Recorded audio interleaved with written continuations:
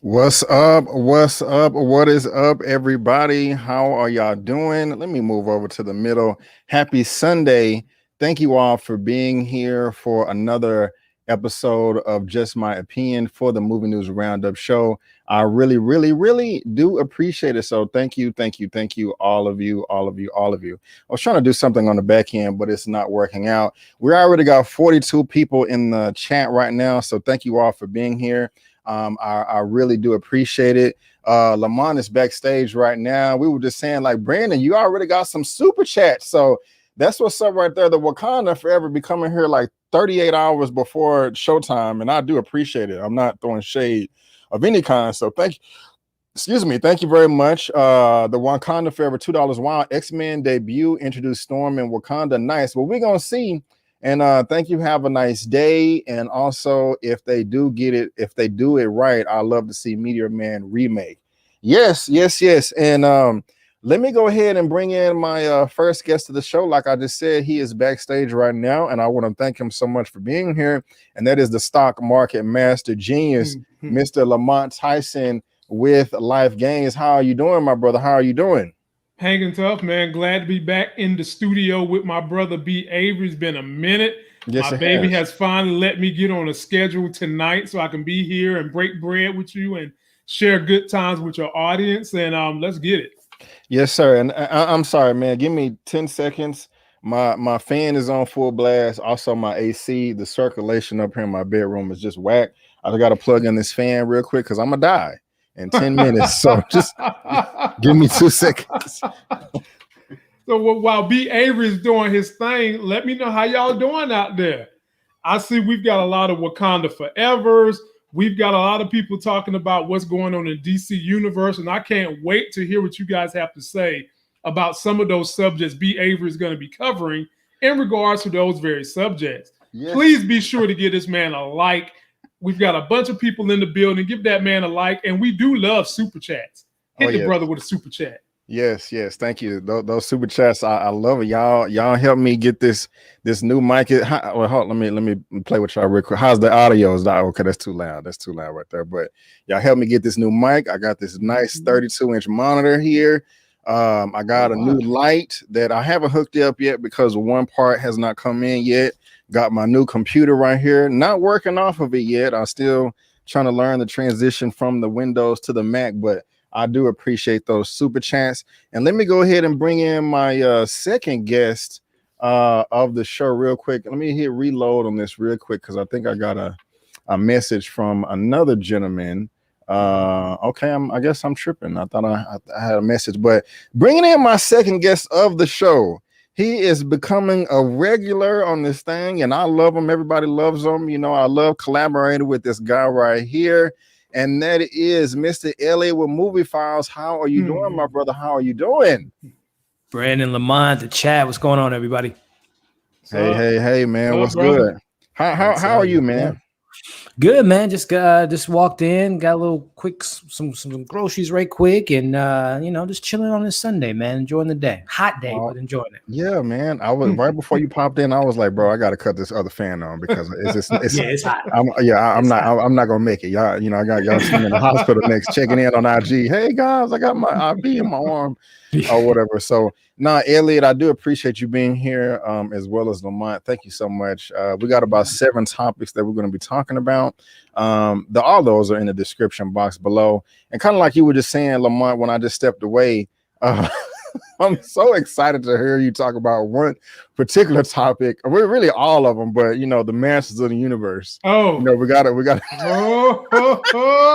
talk about that real quick. And so, because I saw as I was taking a break from getting ready for the show, I saw your review or your ending explained, or I forgot the exact title of it. And we have some we agree on a lot of things, but there is something that you said that I already got the thumbnail ready. I'm ready. There's something you said that I can't wait for you to dive a little bit more deep into your thoughts, and also let the people out there know. And as far as the people out there, let me go ahead and shout them out. We got SJ Evans in the building. What's good? Tia Bryant. Hey, how you doing? True Omega Black. What's up? Eric Shaw, what's going on? Stephen Loyalist, hey, how you doing? Naries 21, happy Sunday, Cool Cast, what's up? Max Lamont, Exquisite Coelish, you got the wrench. That's a moderator right there. Josh Dude, what's good? We got Cynthia Charles, Mara Charisse. Yes, hit that like button, Mara. Welcome. You are a moderator now. You got the wrench. Just did it right before we went live, so you can kick the haters out. What's good? Karma Serene, how you doing? Tom, yeah, you got to get in the naps. You got to get in the naps. I ain't mad at you. So I'm glad you got it in. Perfect timing. What's up, D Weave? What's going on, man? I really did enjoy you in Power episode 1 and 2, D Weave. I don't know if you watched the show, but that's a joke. I think one of the characters is named D or D Weave in there or whatever. Probably should have kept that joke to myself, but it's okay. What's up, Strictly Starlight? How you doing, man? I'm coming from the UK. What's good? In the building. That one flew over everybody's head. On my square. What's good? How you doing, Josh Dude, Big Cannon, One Journey in the building. Y'all in One Journey just created a YouTube channel, so go show her some love. Go show her some love. Oh man, let's get it. I love it. LaMichael Cardenas, LaMico Cardenas, I can't read. Sony Peach, but how you doing? Got Sony Peach in the building, Angela Peters, Ghost Blue or BKLUE, and I think that is everybody right there. And so yeah, we are. It's perfect time, man. I like to do that for kind of about 10 minutes right there, and we are at the 9 minute and 45-second mark. Got about 67 people in the chat right now, but we only got 46 likes. So guys, please, if you don't mind, help your boy out, give him that thumbs up. It tells the YouTube algorithm, hey, people are liking this video, and so we need to push this out to all the people out there. And so thank you. Please go ahead and give me that thumbs up. We got another super chat. Hashtag the AMBW channel, $3. Taskmaster still sucked. And if you want to say that compared to his comic book persona, I will go ahead and agree with you by saying yes. Yeah, he did. I mean, I liked him, but if you had to make the comparison, he did suck. But thank you so much for that super chat. I really do appreciate it. And so, guys, if it's okay with you guys, I think we can go ahead and get started. You know, I would love to myself. You know, I know you kids got to get to bed, and so Lamont, are you ready, sir? Hey, I'm waiting on you, brother. Whenever you're ready. Already. And Elliot, are you ready, sir? Let's do it. Already. Well, guys, boys and girls, all you good people out there, again, I want to thank you so much for tuning in to another episode of Just My Opinion for the Movie News Roundup show number 24. You see what I did there? I actually put the numbers in the thing, so it looks more official. Nice. Hey, that's that Black Mama number 24. Let's go. Yes. And so again, guys, we have everything down in the description box, all the topics that we're going to be talking about with their respective articles, and you can read at your own leisure. Also, we are coming to you live on YouTube at Just My Opinion Reviews, Twitch at Just My Opinion Reviews, Facebook.com/Just My Opinion. And also, you can, if you like what myself, Elliot, and Lamont has to say, you can always follow us on social media. Our handles are up on the screen. There is all the information is down in the description box below. And like always, you can head over to my channel tab, and you have the whole crew right there, the whole family. If you see somebody on this page, that just means they're cool people, and it would be in your best interest to follow them, because if you're not following them, you're losing. I don't want you to lose. I want you to win, and you can win by following these gentlemen here. But let's go ahead and move on to the first topic. First topic of the day. We got some directors hating on directors, man. It don't make no dang sense. I think this is highly unprofessional. But I have the article right here from TMZ. And again, if you're watching this via live or on the replay, there is a link to this article down in the description box for you to read at your own leisure. And if you're in the comment section, please let me know what you think in the comment section below. But it says, original Space Jam director slams new legacy original Space Jam director slams new legacy. Bron's no Michael Jordan, but that's the least of its problems. And they have the exclusive, and those are the two titular characters right there. But Joe Pica, the director of the Michael Jordan original Space Jam, is going off on LeBron James' reboot, calling it an uninteresting mess, and that it's about the nicest thing he has to say. That's crazy. Pica, who is also known for directing popular music videos and commercials in the 80s and 90s, including the I Am Tiger Woods ad, tells TMZ, Space Jam, A New Legacy is so boring. He couldn't finish it in one sitting. In fact, he says it took him 5 separate sessions to complete its 2-hour runtime. And that's what the cat looks like right there. I'm gonna go ahead and blow up a bigger picture.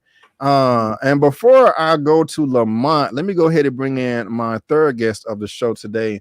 That is the living legend Larry, coming over from the East Side. How are you doing, my brother? How are you doing? Oh man, I'm just trying to be like y'all when I grow up. You know, stop it. I'm just trying to be fully bearded like you guys. I'm trying to get like Elliot, man, and Lamont up there, But how you doing, my brother? How you doing? Oh man, I'm doing good, man. I'm doing good. I was reading this article earlier, man. I was reading this, and it sounds like a lot of hateration going on over there. Mm-hmm. I got you, bro. Go ahead. I was gonna say, yeah, we're gonna get to you, but I don't wanna cut the line or whatever. I'm gonna pass it to Lamont real quick first. But I definitely am eager to hear your thoughts on this. And also, Larry, thank you so much for being here, my brother. I do appreciate it.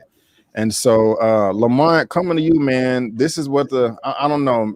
I mean, this is the guy. He has some comments. I cannot necessarily say that I disagree with him. I just don't think he has any room to talk. But go ahead, my brother. What do you think about these comments of him slamming the new Space Jam movie? Complete hateration. This dude, Warner Brothers and LeBron James did not let him direct the second cut of the movie he originally directed. Hateration. Mm-hmm. It's no secret that guy and Michael Jordan have a warm relationship with each other. And if we're going to spit out facts here, let's spit out the facts. When the original Space Jam came out, the critics gave that movie like a 46, something like that. This movie got a little higher than that.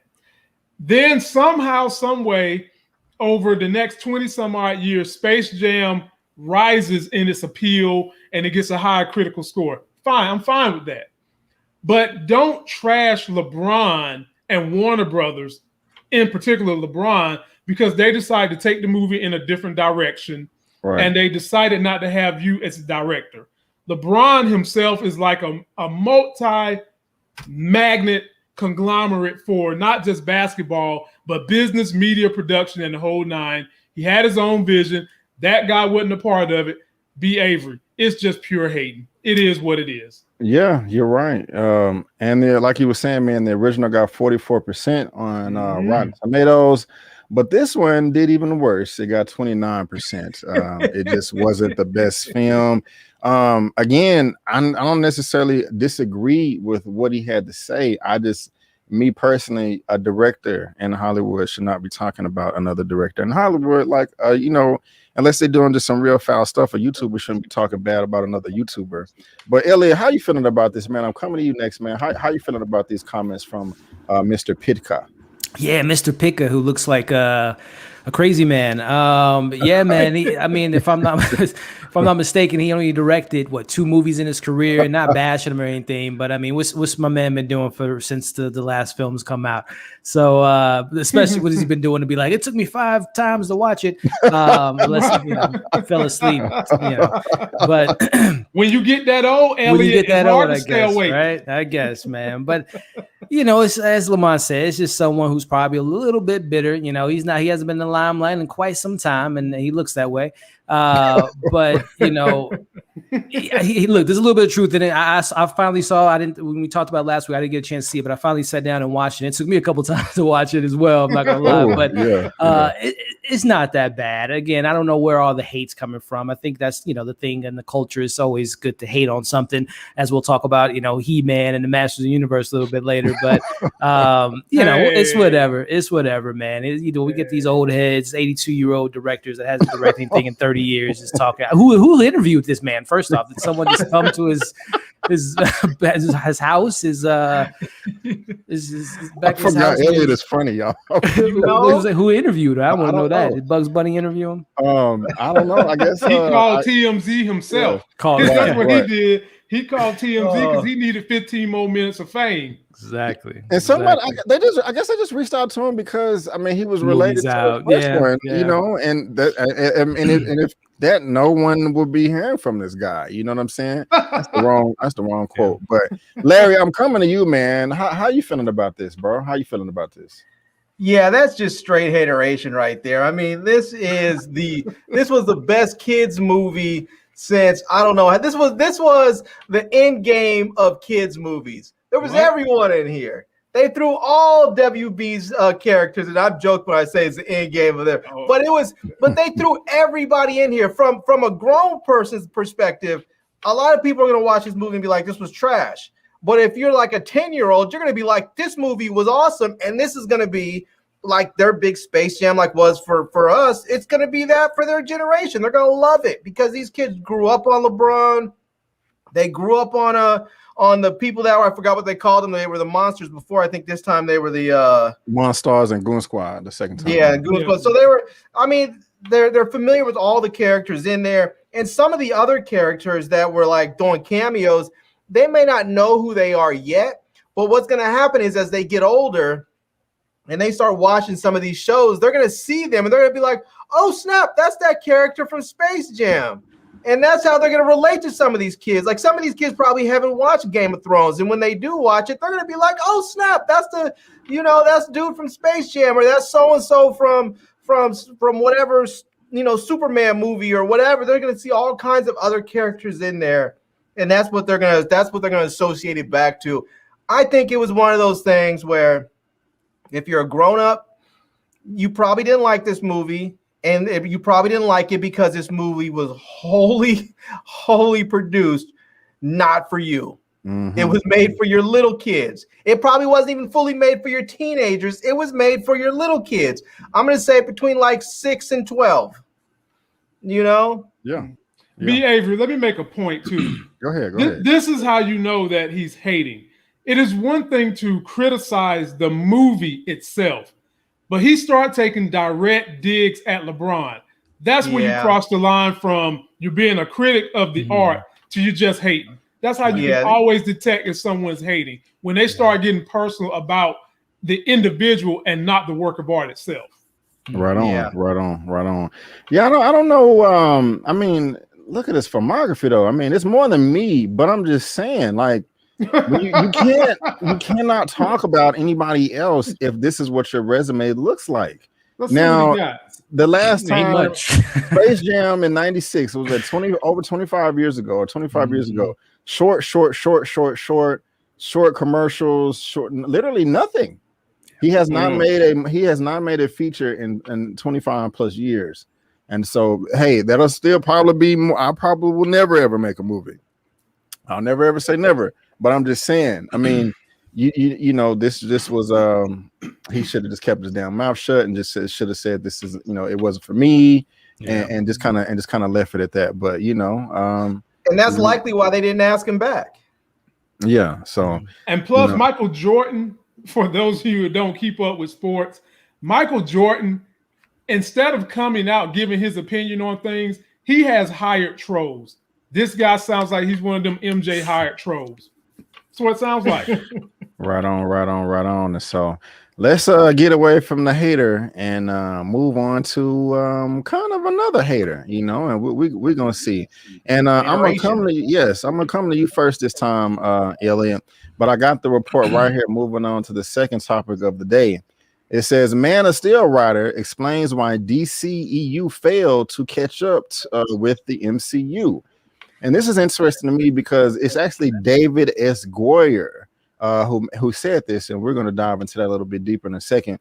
But Man of Steel writer David S. Goyer explains why Warner Brothers DCEU has failed to catch up with Marvel Studios' Marvel Cinematic Universe. David S. Goyer, the writer of Man of Steel, offers an explanation why the DC Extended Universe has failed to catch up with the Marvel Cinematic Universe. Launched in 2008, Marvel Studios released the first film in Iron Man, putting its hopes of building an interconnected franchise on the backs of director Jon Favreau and Robert Downey Jr. Luckily, it became a hit that allowed them to continue growing the MCU to the known franchise it is today. It's not perfect by all means, with several recurring criticisms throughout the Infinity Saga. However, due to the massive popularity that it now enjoys, almost every single studio is now looking to emulate it, which is very, very true. And so let me go ahead and bring up this first quote right here. And he goes on to say, I think one of the issues is that Marvel's had consistent leadership for the last 15 years or more, whereas DC hasn't. There hasn't been all of these changes in the terms of who's running DC. That is fundamentally very hard. It's hard to make any headway when leadership is changing. One of the other things that made Marvel incredibly successful is all of their adaptations are true to the source material. Yep. Ant-Man feels like Ant-Man. The Hulk feels like Hulk. They don't try to change things up. I would say trying to hew closer to what the original intent. So it's having a consistent universe, having consistent leadership, and staying true to the source material. Elliot, I'm pretty confident that you know well about who David S. Goyer is. Mm-hmm. And how do you feel about his comments about the DCEU failing compared to Marvel?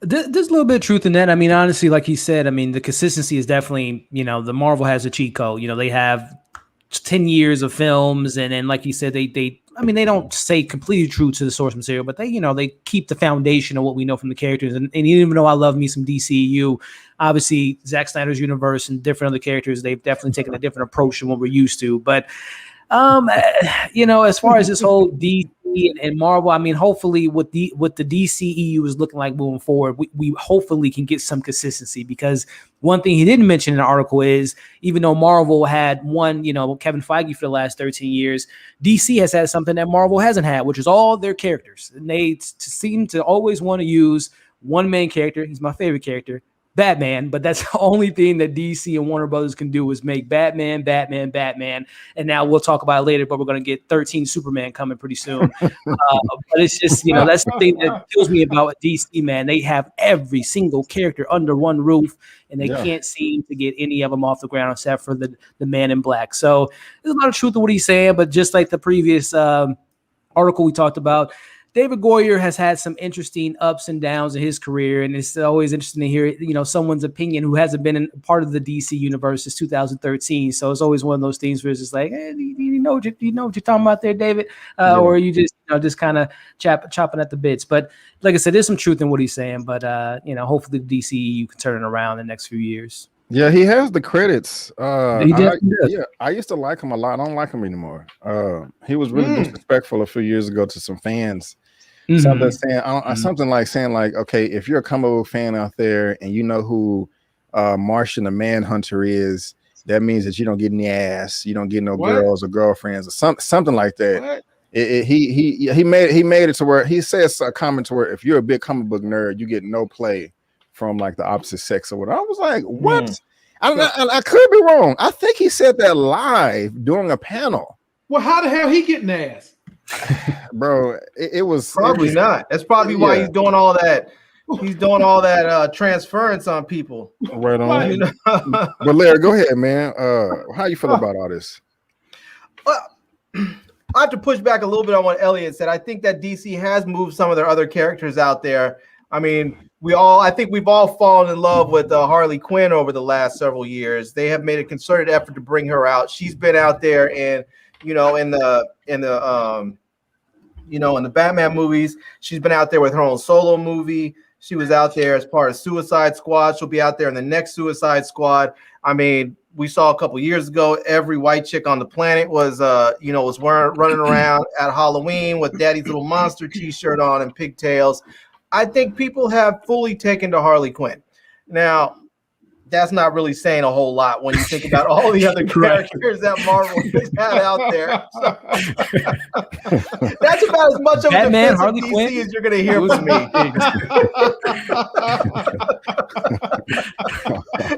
Now, I don't want anybody to say that I'm just always hating on DC. I try to defend them, and that's about as best that I have right there. So, I mean, the reality of it is Marvel just does it better. And part of it is true, is what they said. They have had consistent leadership. And as we know, what happens is in corporate situations, when people leave and someone else takes over, they like to try and come in and do their own thing and try and prove that their way is a better way. Instead of simply coming in and saying, okay, this is what they were doing, we're going to keep doing this, but we're going to find a better way to do it. And sometimes they just start scrapping stuff. And that's not always the best thing to do.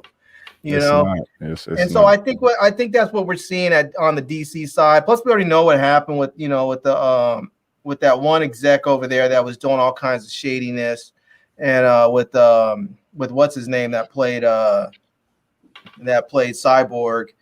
So I mean, they need a Kevin Feige over there, and I know Kevin Feige is taken, but I would almost say somebody who works for Kevin Feige, who has his same sort of philosophy, somebody who has come up under Kevin Feige, I would say might be really, really primed to take over at DC and become the executive producer for, in charge of the DC universe. They could hire Kevin Feige. I know he's busy, but money talks. Money talks.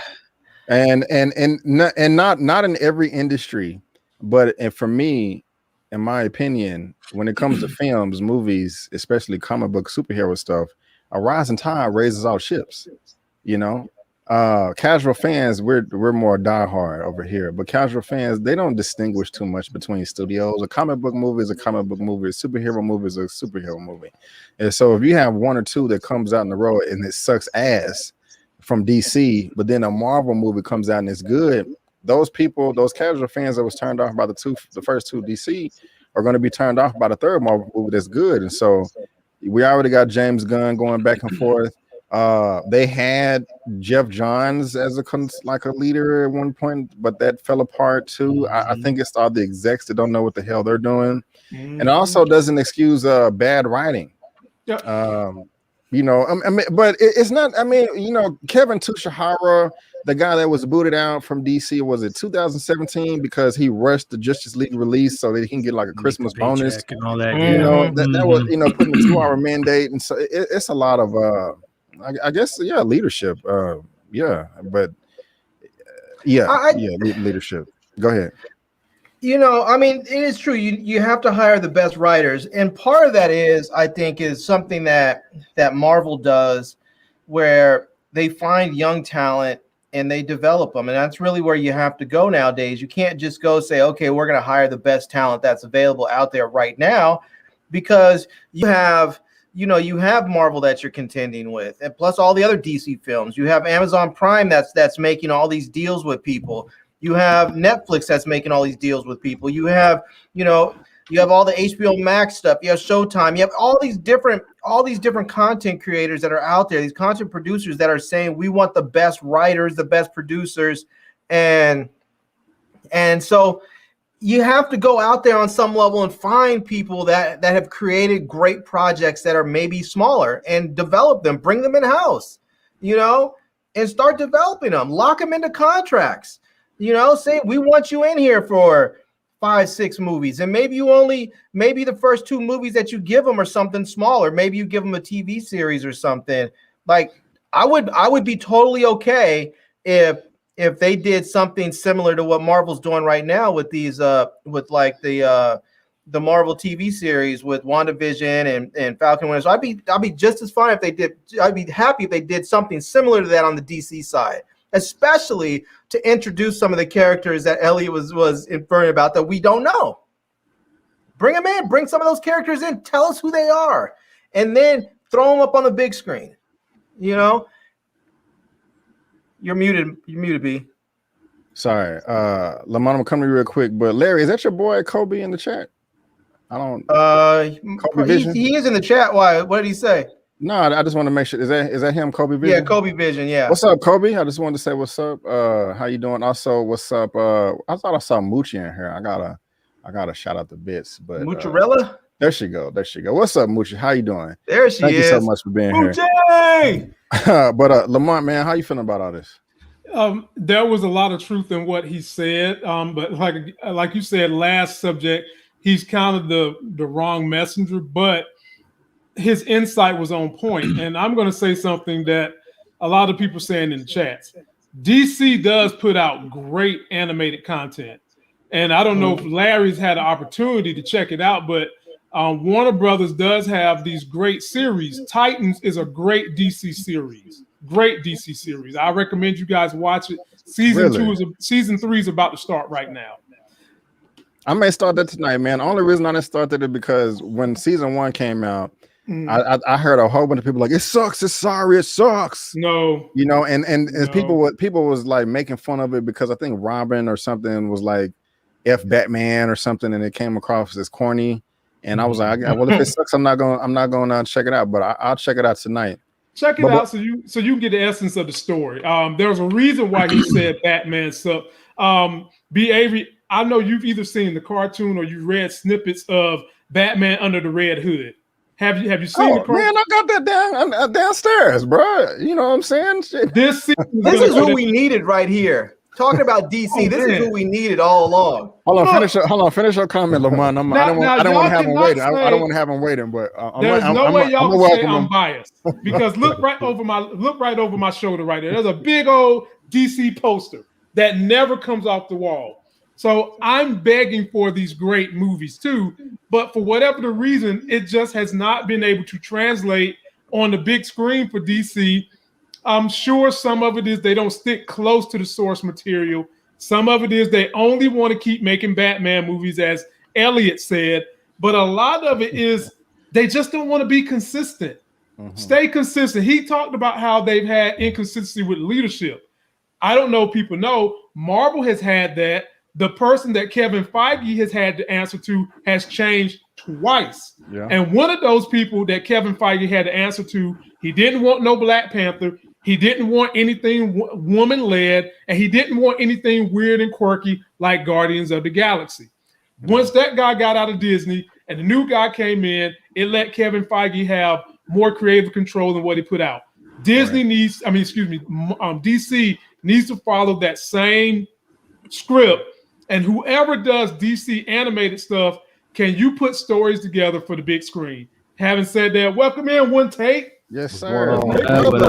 Can y'all hear me? Anime. What's good? Y'all hear me? Yes, yeah. Okay. I'm just making sure. Okay. We got, man. I heard Lamont saying some crazy stuff right a minute before. I'm gonna have to address some of this now. Go ahead. Oh man. But listen, catch me up real quick. What's the subject we on right now? We on let me pull it back up. This is the second topic of the day. David S. Goyer, you know, he be writing all this stuff for DC, you know, Man of Steel, Batman Begins, all that stuff. He was just talking about why he explains why the DCU has failed to catch up with the MCU. Basically, what he just said was it's just leadership. You know, they had a Kevin Feige, we didn't. There's some truth to that, but at the same time, it's not. And so, you know, we're just trying to, you know, get in where you fit in. How you feel about that as far as comments? I can pull the quote up again if you want me to. Yeah, if you don't mind. I think one of the issues is that Marvel had consistent leadership for the last 15 years or more, whereas DC hasn't. There have been all these changes in the terms of who's running DC. That is just fundamentally very hard. It's hard to make any headway when leadership is changing. One of the other things that made Marvel incredibly successful is all their adaptations are true to the source material. Ant-Man feels like Ant-Man, the Hulk feels like Hulk. They don't try to change things up, I would say. Try to hew closer to what's the original intent. So it's having a consistent universe, having consistent leadership, and staying true to the source material. And real quick, though, I was going to say, people forget that Marvel had horrible relationship with their directors and producers early on in phase 1 and 2. Alan Taylor, Thor: Dark World. Wait. I know some of y'all hated that movie, but I was okay with it. Man, we can talk about that later, bro, because I disagree. Jesus Christ. Like, I'd rather say Jesus Christ is white than this movie is good. I'd rather hear Larry talk about Killmonger all day. Oh my God! Come on, man. See, this is what it is. I don't even have to bring up the rightful ruler of Wakanda anymore because everyone else does it for me. Because everyone knows that Killmonger is The rightful ruler of Wakanda. One time you got him started. You got him started. I was just gonna say, Alan Taylor, he had full control over shooting the film Thor: The Dark World, but when they got into the editing room, they took complete control away from him. So that's jacked up. But anyway, one take. How you feeling? I mean, that's where the story's told, is in the editing room. True. Yeah. I kind of agree with that. And I think at some point in time they tried to get the reins over to Zack Snyder, but I think it was kind of, but it's also on Warner Brothers. They tried to jump everything so fast. It's like, okay, we have to catch up immediately. So you throw Batman and a Superman movie. This is the undeveloped Batman. We just have to come in already. Well, if you don't read the source material, you're not necessarily a big fan. You don't realize what Batman they're adapting. So it's kind of weird, and like people obviously don't like it, and you have it's like they tried to build everything in reverse, you know. Mm-hmm. So, and if you have somebody at the forefront, like, hey, this is all planned. Granted, plans obviously are going to change. Like you have to like adapt to certain situations, like Marvel did when they got, you know, they didn't necessarily know that 100% they were gonna get Spider-Man, but they did. They was able to incorporate him well into the series.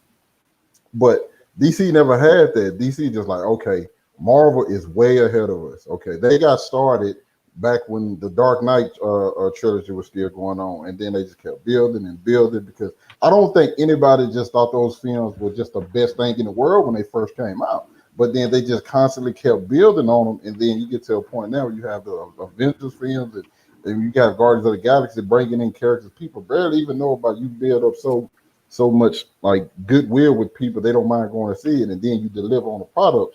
DC wasn't doing that. DC just like, hey, we're gonna give you this, we're gonna give you this, and then they go back and start canceling stuff, and then you can tell like, man, y'all ain't got it together at all. Y'all just throwing now it's like you throwing everything at the wall and see what sticks. And there was a point of time where I was looking back like, yo, I think they got it. Like they know what they coming out with. Things are they not announcing all this crazy stuff, and man, I don't think it was a month later.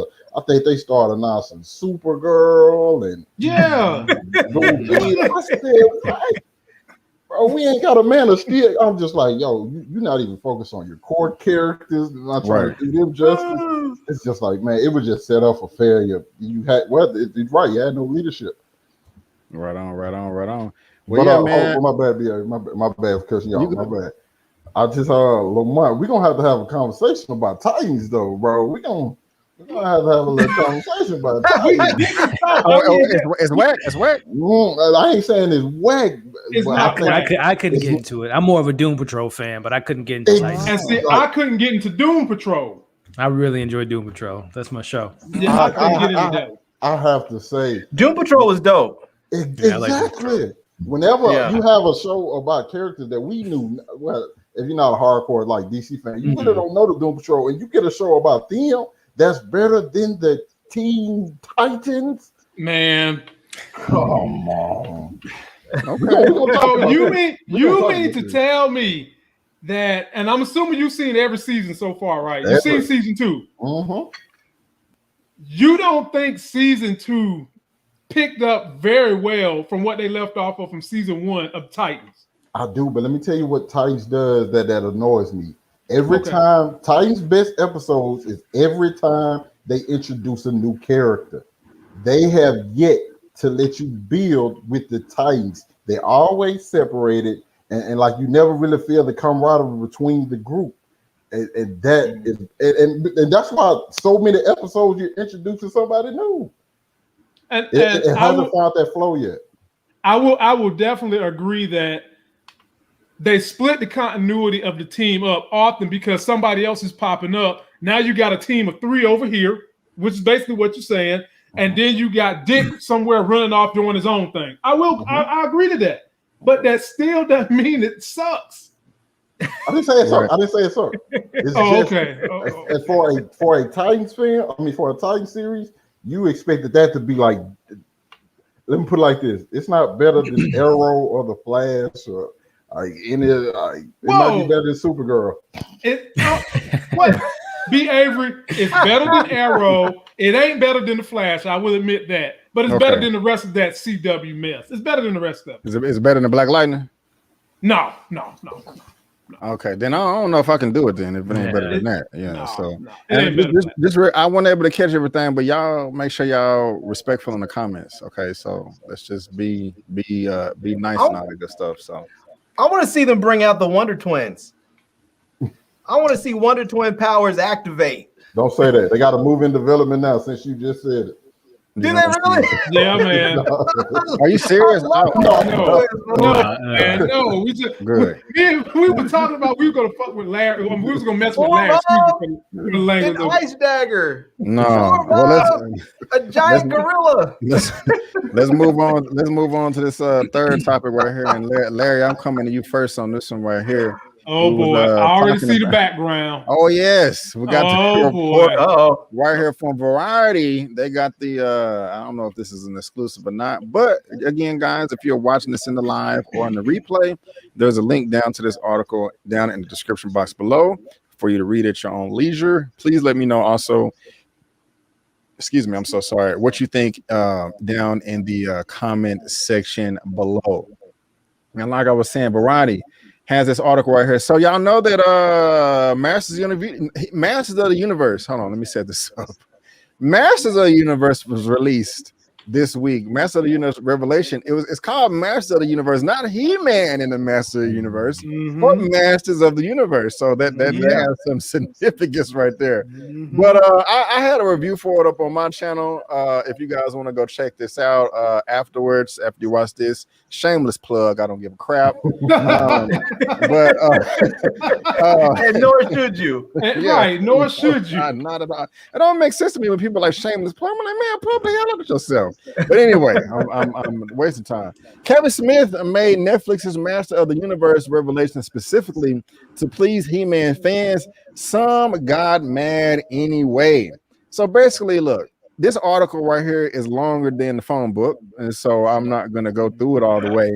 But the gist of it is that if you did not know, He-Man dies in the first episode. Does he come back? Of course he does, but I don't want to spoil anything more than I can right there. And in this series, which I did enjoy, they put women at the forefront of the series. Now, going into this, I vaguely remember He-Man as a child, so I was going into this with no expectations, and I enjoyed it. But all these diehard fans or man babies, if you want to call them, are really upset. Incels. Yeah, and or hold on, I'm sorry, y'all. Do y'all hear echo? A little bit. I'm gonna try to fix that. And fans are just going crazy and sending Kevin Smith all types of hate. And so, Larry, I'm coming to you, man. What do you? I don't know if you've seen the series or not. You can talk about it if you have, or whether you likes or dislikes. But what do you hear about all this hate that Kevin Smith is receiving right now? Well, I think anytime you start making or remaking or adding on to a beloved, storyline or using characters that people loved in their childhoods, you're going to get people out there that are way too attached, and they're going to act and say things that are inappropriate because they just don't know how to behave in polite society. So, I mean, that's really what it comes down to. There were a lot of people. I read some of the reviews were going in, and some people were really upset by the show. And I haven't watched it all. I'm on episode 4 right now, and I was like, I don't see the reason why people are so upset. I'm watching. I'm like, this show's freaking great, right? I was like, so what? Adam got taken out in the first episode. He'll be back. Just chill out. He was like. You really think they're gonna kill He-Man off in the first episode and be done with them? I was like, right. I was like, these people act like they've never watched a TV show before, So I don't know. I thought it was sort of. I think some of these people are on there are just truly disingenuous and just like to try and hype themselves up with all kinds of controversy so they can get likes and views and whatnot. But the show is good. I mean, that's just what it comes down to. You could say what you want, even if they let's just say they actually killed He-Man off for real. The show's still good. Right. We would all be upset that he died, but the show's still good. Go ahead, Lamont. You next anyway. Man, the thing is, you can't kill him off as long as there's a power sword. He might not be Adam, but I digress. I did a review too, shameless plug. But hell, I don't give a F about the shameless part. Yeah. And I just went in and I retorted these people that are being trolls about the story. I said that I would be slightly upset if Kevin Smith pulled one of these stunts where we don't get to see He-Man to like episode 9. He kind of done that, but in the manner he did it, I'm not upset because it fit great with him telling the backstory of Masters of the Universe, Right. how the power became the power and the magic. He did fine with that. The only drawback I did have, I felt like they did drag it out an episode longer than what they should. But that is not the drawback that these fanboys are having. Simple and plain. The fanboys are mad because Tila went liberal, got a liberal haircut after they banished her from the Royal Guard. Then she got a black girlfriend that had dreads, so they ain't feeling that. Then they fucking made King Grayskull black. Yeah, so they made him black. But you know what? It all fits simply because, and I don't want to give it all away, but something big happens in episode 5. Something big that we've never seen. That opens up the door to us getting more King Grayskull. King Grayskull is the namesake of Castle Grayskull. He's the essence of what He-Man turns into when he lifts the sword up. What happens on episode 5 opens the door for his backstory. It opens the door for Hordak. It opens the door for She-Ra, but I doubt we get her this season. And it opens the door for the Snake Men. Stop tripping. See what happens the next 5 episodes. And just stop trying to be a damn troll, man. He did a good job. He's a fan. I'm a fan. I got all my He-Man paraphernalia over here. Just give it a shot. Right on. Elliot. Listen, man, I love this because I am not a He-Man fan. I never grew up with He-Man, so hearing Lamont saying Snake Man and tequilas and Leelas and with all the stuff, it sounds interesting, man. This is great. I have to check it out. Now, I got the screener from Netflix a couple months ago, and I was just like, I didn't grow up with the source material, and I know this is like a sequel to the source material, so am I going to be lost? So that's kind of my hesitation, and that's what I've heard. It will welcome in newcomers and as well as people that grew up with the show. So listen, I've heard more about the show and haven't seen an episode about it, and all the stuff that's going down this weekend with SJW and agendas and all that stuff. I'm like, wow, man, what in the world? It kind of is like, and this is before it was even funny about all this stuff. There was negative reviews from the average TV watchers that don't even have access to the show that was already bombing the show just because I think it leaked out that He-Man dies in the first episode like a month or two ago. Right. So it was already kind of fighting an uphill battle. But listen, man, I'm gonna have to check it out because again, when Lamont's talking about literally, I don't even know what it sounded like to me when Lamont was saying that's must how it feels to be when DC fans or Marvel fans go into a Marvel movie and don't know anything that's going on. I'm like, who? Tequila, Shaquilla, Snake Man, Snake People, and all that. It sounds awesome. So I gotta give it a watch. If you want the ending explained, please go watch. I'll check it out. I even got the pictures and everything. I went in because it ain't make no damn sense what these dudes trying to do to destroy He-Man. It make no sense. Isn't it crazy too? And in the last 2 days, not to cut you off, Brandon, we got He-Man and Snake Eyes in the same week. The 80s is live and well. We got living in the 80s. Transformers coming back. Oh my goodness. Popping. Yeah. And just to see 94%, and then they gave it a 32% the audience. Before I come to you take, I just gotta say this. Like, the thing is, if you're watching this, you know how fiction, supernatural things work. If you saw the episode, he necessarily didn't even die. It's not like when you saw you was like, oh, he's dead.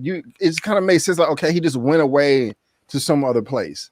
And then if you watch the final episode 5, you see that there is so much more story to tell, because this is the first part. There you go, right there.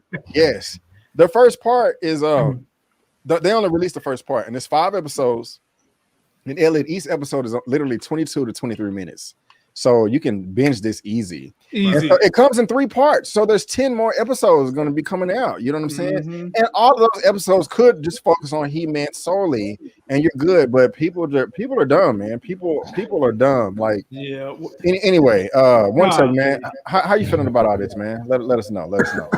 I'm gonna be honest. I saw the first thing I saw was like the review bombing and everything. So I was just like, oh, okay. I see people going crazy. But like I didn't grow up on He-Man either. I'm pretty much like Elliot. I actually grew up watching Thundercats.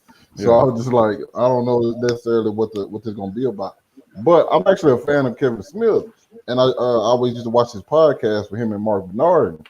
So once they even got this property, I was like, okay, I'm only gonna watch this because I like Kevin Smith. And then the trailer comes out, it looks cool, and like Netflix does some good stuff with their animation. So I'm like, those few things working together should be good. I also haven't finished it yet. I think I'm on episode, I want to say 3. And so far, I'm enjoying it. I'm just like, I don't see the issue. I don't quite understand what everybody's mad about. I understand, like, I'm not, I'm not fully into it and know everything that's going on, but just like from simple storytelling. And like, because like I was literally talking to somebody yesterday, because I had a poll about He-Man and Thundercats, and they were just like, man, Netflix ruined He-Man. I'm like, what? Dude, it's 5 episodes. I'm like, that's literally just an introduction and stuff. Like, how can you ruin something in 5 episodes? Like, people want everything right now. Nobody likes to wait for anything. And one take, the way Kevin Smith left this on episode 5 with 10 more to go, there are so many places he can go with this story based on the way it ended. And the way it ended, we've never seen this anywhere, not in the source material, not in the original cartoon, not in the 2000 cartoon. So I'm just enamored to see where is he going to go to overcome the barrier that is in place right now. And I'm going to use one of Elliot's words. The score was good too. You know, when I was watching this, one thing that hit me was like, I was like, I know this is sort of off the creative side, but I was like, this must have hurt Kevin Smith's heart when he was looking at some of these people talk trash about it, because this dude loved this series. And if you ever listen to him talk about it, this dude talks about it with such reverence. And I mean, him giving us this show was like him giving birth to a child and saying, here, handing it to you to hold, and you just drop kick it like this child is trash, you know? And I mean, he had so much love for this show and these characters that it must just hurt his heart to see people talk crap about it for just terrible reasons. And I don't think it hurt his heart, man. I think he got tough skin. He's tough. True, he does have tough skin, because a lot of this stuff they talk bad about, but most of the time, those are critics, man. When you like in a fandom and you feel like y'all all together and like it's like, yo, you got a chance to make this, and like everybody's happy for you. Then you make it, and then like your peers, like people you're pretty much like in the same fandom with those people, rejected that. I think that's sting a little bit. I think it's sting a little bit. I mean, I don't know, bro. Kevin Smith been in the game for 30 years, man. He's used to this. He's tough, man. He's on. The thing about it is Kevin Smith is an anomaly. Let me bring this down. He is both the creator of content and a fan just like us. He's both. He's like right there in the middle. So to me, in my opinion, he's one that will understand both sides more than anybody. And I could be wrong. Maybe he had a video interview and I haven't seen it yet, to where he was a bit emotional about it. I'm just off the rip. I just doubt that he's in his feelings about this. If I had to bet $5, I bet he was like, oh, y'all don't like my stuff? Well, F y'all. I'm still gonna make it and make my money, and y'all gonna deal with it. You know what I'm saying? And like Bia said, you still haven't seen the next 10 episodes. Yeah. And you're talking about a Kevin Smith that has also worked on the reboot of the Ninja Turtles, that every time they reboot that thing, it goes to selling the most toys in history, and all the reboots of Ninja Turtles work. This guy is well versed in the genre that we're talking about. And see, that's why they mad. They mad about that right there. They trying to say Tila's Nancy Pelosi and she's dating AOC that got a little dark and some dread. That's what you're really mad about. And you're mad that King Grayskull got damn dreads too. You wanted King Grayskull to be Jesus from Egypt. That's what you want. So you know what? Just stop the tripping. Shut up. Enjoy it. He-Man will be back. And let's just see where they go now that the power is somewhere else. Right on, right on, right on. I just got to click a few of my images because I took the time to upload them. I want. Hey man, they beautiful. They beautiful. Hey, man, I even talked about how they made Beastman different.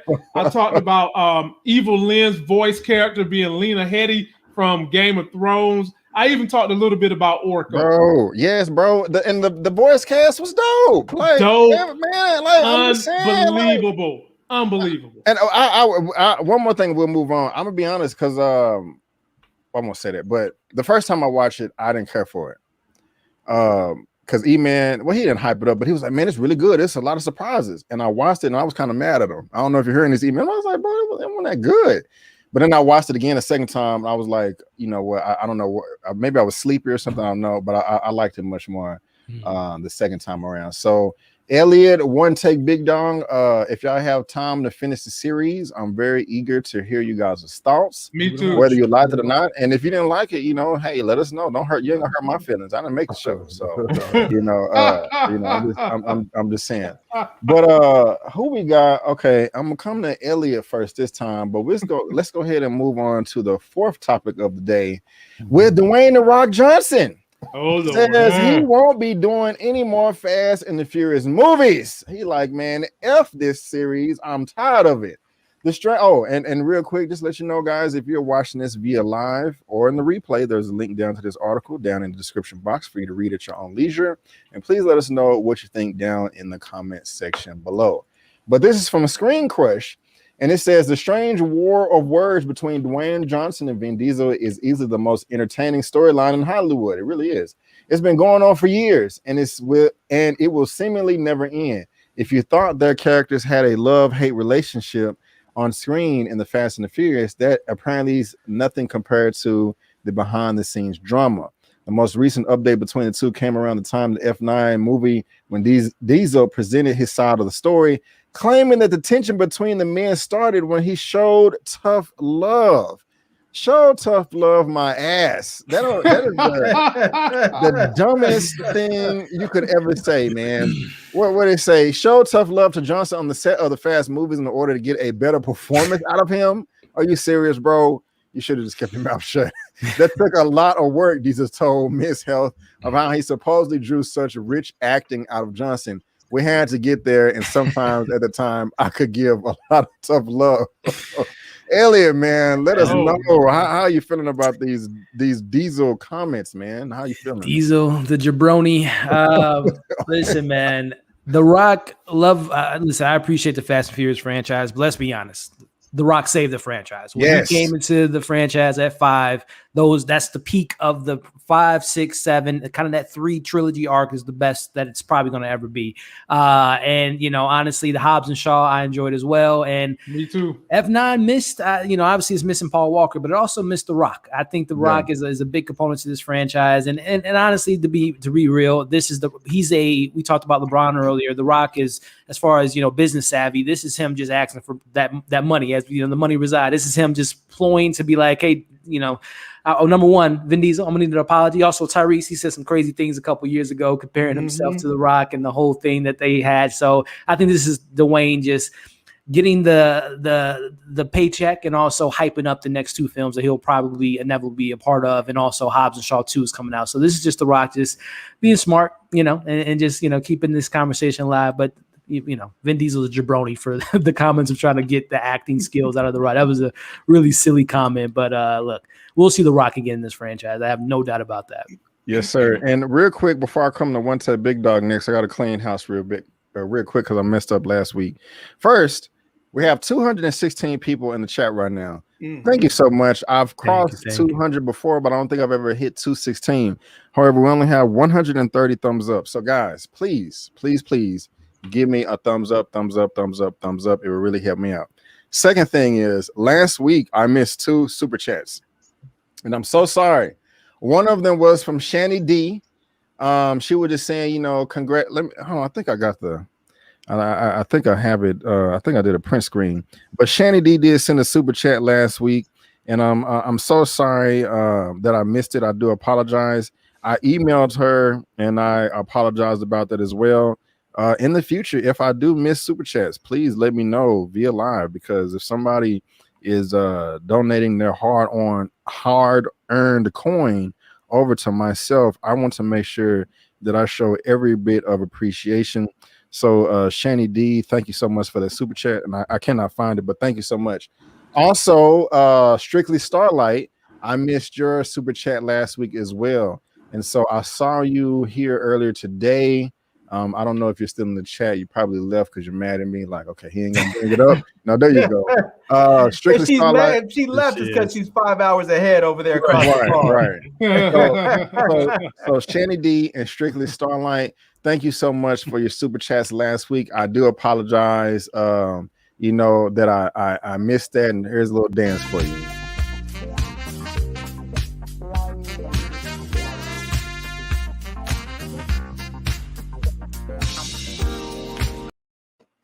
Oh, whole lot of rhythm going on in that clip. Yes, sir. Oh yeah. You know? That's a culture right there. Okay, there we go. Okay. He ain't even finding those video memes, boy. I gotta get some more. And there's also a couple of super chats here that I missed as well. And so I saw that one. Let me make sure I get all this. Okay, there's one. Underdog Danny. Why is it okay? $4.99. Thank you so much for the super chat. I really do appreciate it. Thank you. We got another one. I know I saw another green one before I get to. Hold on. Damn, did I miss? Okay. Also, ER. Why am my computer tripping? Come on. Pop there up we on go. the screen. Can y'all? I can't see it. Can y'all see it? Get rid of that Mac, man. Yeah. I mean, get rid of that PC and throw your back up there. Hold on. And I need to close some windows. No, I'm good. Damn. Hold on, y'all. My fault. This is not really. Hold on. Let me close some programs out or something. Because this is Zell Latrice, we seen what you dropped. We appreciate that. I had to restart my computer 3 times yesterday to finish my review for He-Man of the Masters of the Universe. No, he's still working with that PC thing he has over there, man. Brandon got that TVA technology going on. You know what I'm saying? Oh Lord. Okay. Here we go. ER's grandpa 517. I didn't grow up with He-Man either. My kids did. Now in 30s, y'all got me curious, so I'll check it out. Well, yeah, go check it out. Check it out. I think you'll really enjoy it. Again, it's 5 episodes, and they're only 22 to 23 minutes each, so that's like nothing. And it's if you like bright colors, you know, hey, at least it has that. And let me go ahead and get this last one from Zia Latrice. I'm missing so many comments. Showing some love tonight. So many comments coming in, man. Okay, Zia Latrice. Oh, 1999 super sticker. And you know what we got to do for the $20 is Dubs, get the dub. It's Larry's.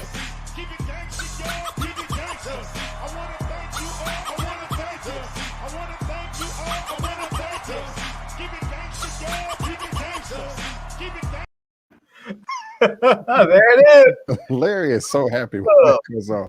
So Zia Latrice and everybody. Oh, okay. We got Shani D up in here too again. Shani D. I like it. Oh, you didn't have to say anything. Of course, I gotta say something. Thank you. You didn't have to say anything. Just happy to see my brothers doing their thing in the most positive way. You know what I'm saying? Y'all bless me. So here is one for you. Thank you, Shani D. You super duper sweetie pie.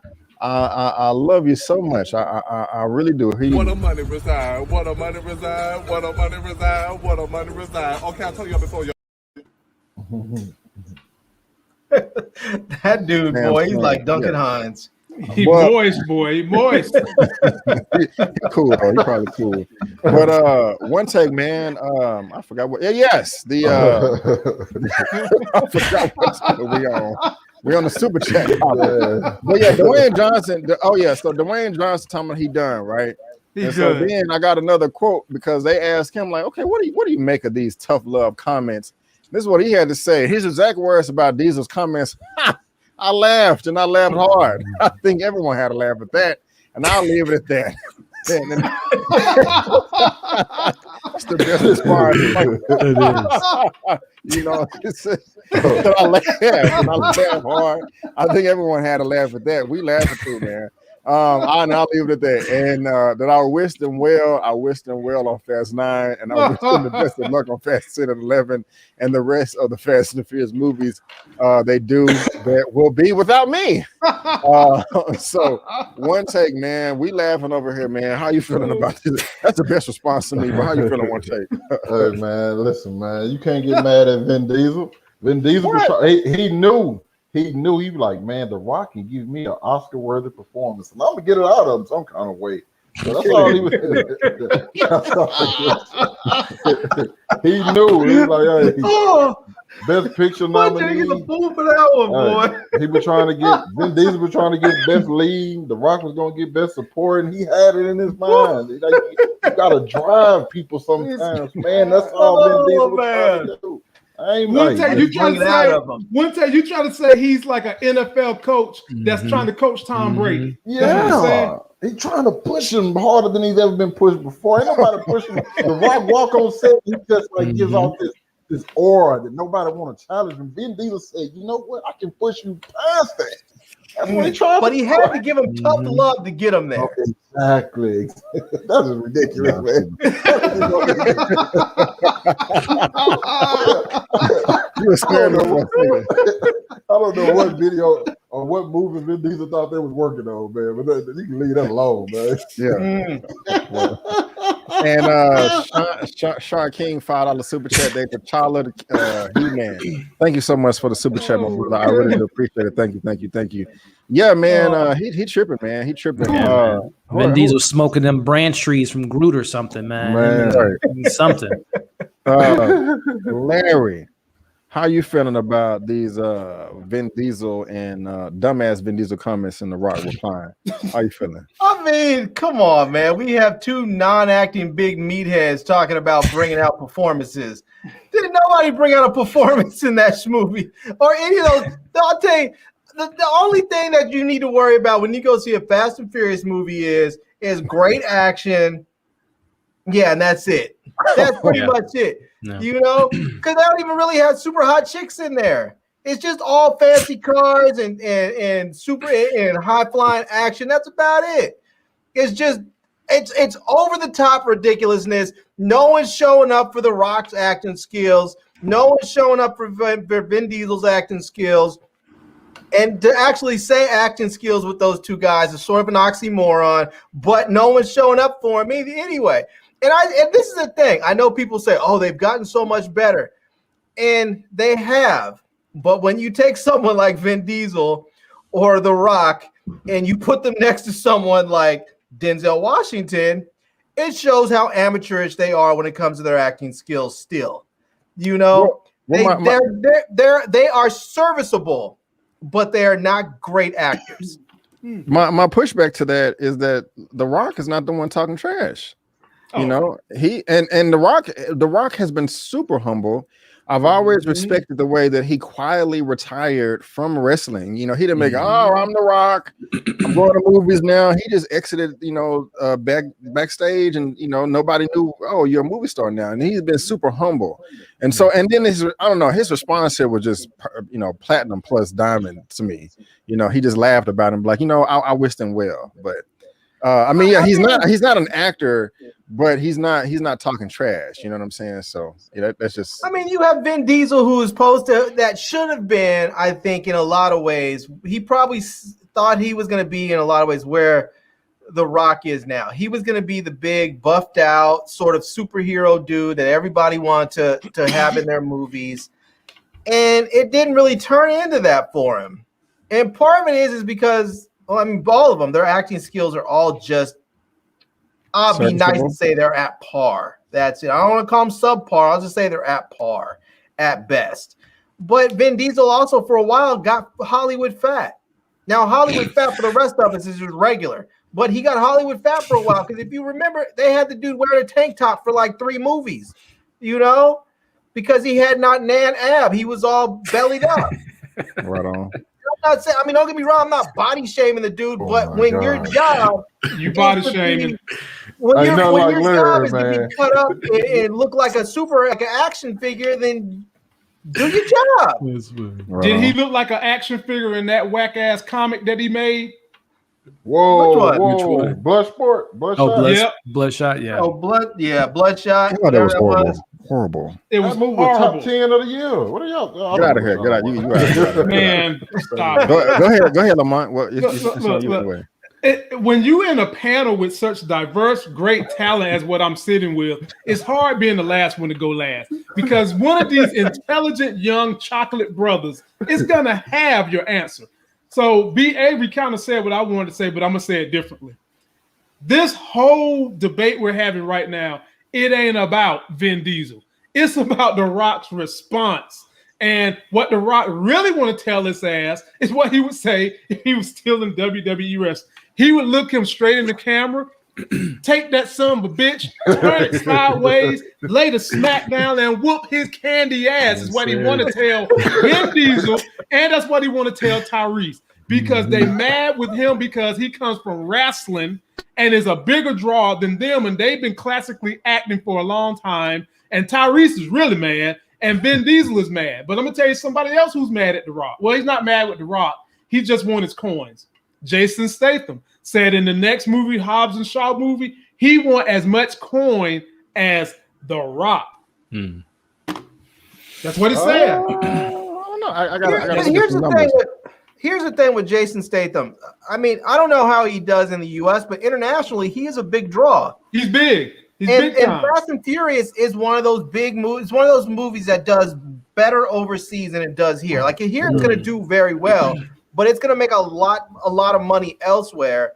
And as a consequence, I think that he has a really good argument to say, hey, if you're pulling in 60% of your receipts from the overseas crowd, and I'm a big draw overseas, I want my money.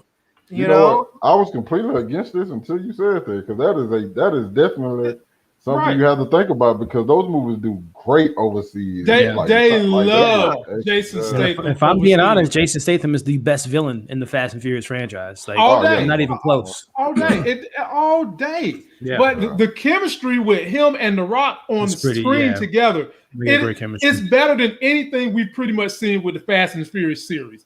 And to be honest with you guys, Hobbs and Shaw did better than the second most popular Fast and the Furious that took like 6 years for them to get to that number. And it was all because of what they did cross seas. They love that dude in Europe. They love that dude in China for some reason. So, I mean, he's got a point. No. He should get it. He should get his dollars. He should. I mean, he's been putting in work for a long time.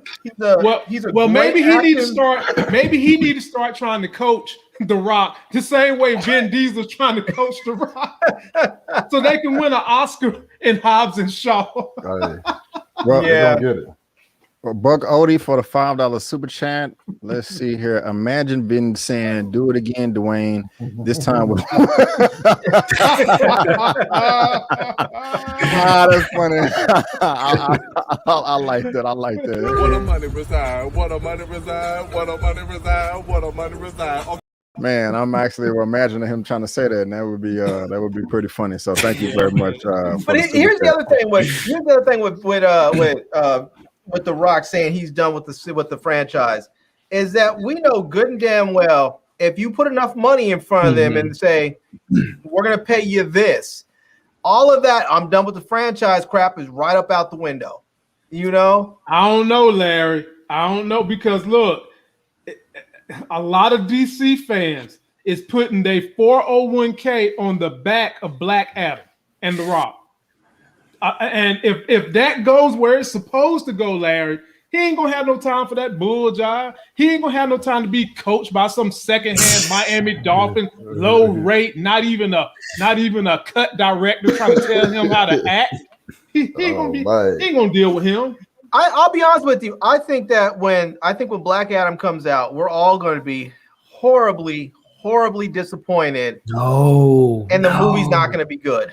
I'm not going to How much you want to bet? I think we're all going to be disappointed. How much you want to bet, Larry? I'll bet you $5.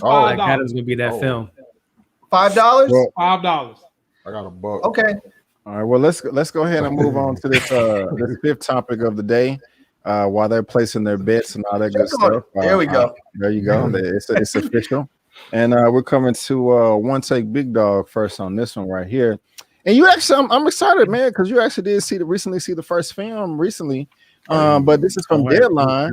Blade mogul Mowgli Helmer Basan Tariq is Marvel's choice to direct new film starring Mahershala Ali as the iconic vampire hunter. And again, guys, excuse me, if you're watching this via live on the replay, there's a link down to this article down in the description box for you to read at your own leisure. And also, please let us know what you think down in the comment section. But it just goes on to say, this came out on my birthday last week.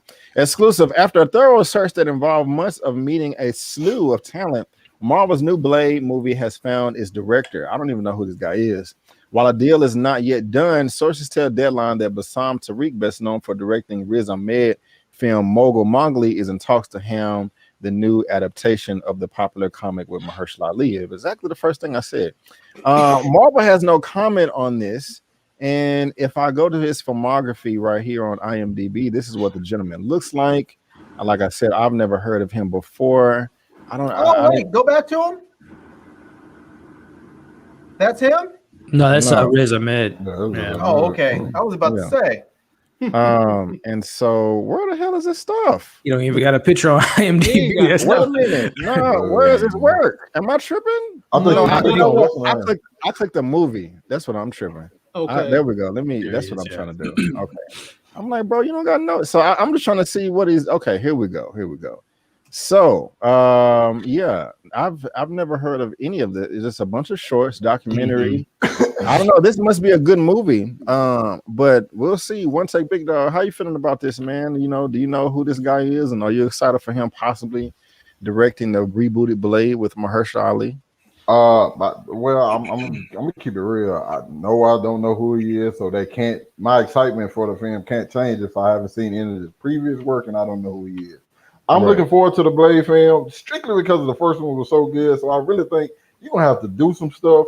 I'm kind of disappointed that this film's not rated R, strictly because of how the first one played out and how much blood. I mean, the vampires, you don't have blood in a vampires movie. It's kind of weird. So they're gonna have to give me another announcement for something to give me hype. I love Mahershala Ali. I think he's great, and I'm looking forward to seeing him be Blade. But just like I said, after seeing that first film, my expectations for this movie is pretty high, especially because it's in the MCU and there's so much stuff they can do with it. But with no rated R, I don't know this director. You're gonna have to give me something. Right on. And Mara Sharice, I want to thank you so much for the $10 cash app. Thank you, ma'am. I appreciate it. Elliot, how you feeling about this? I'm kind of like with Big Dog, man. Listen.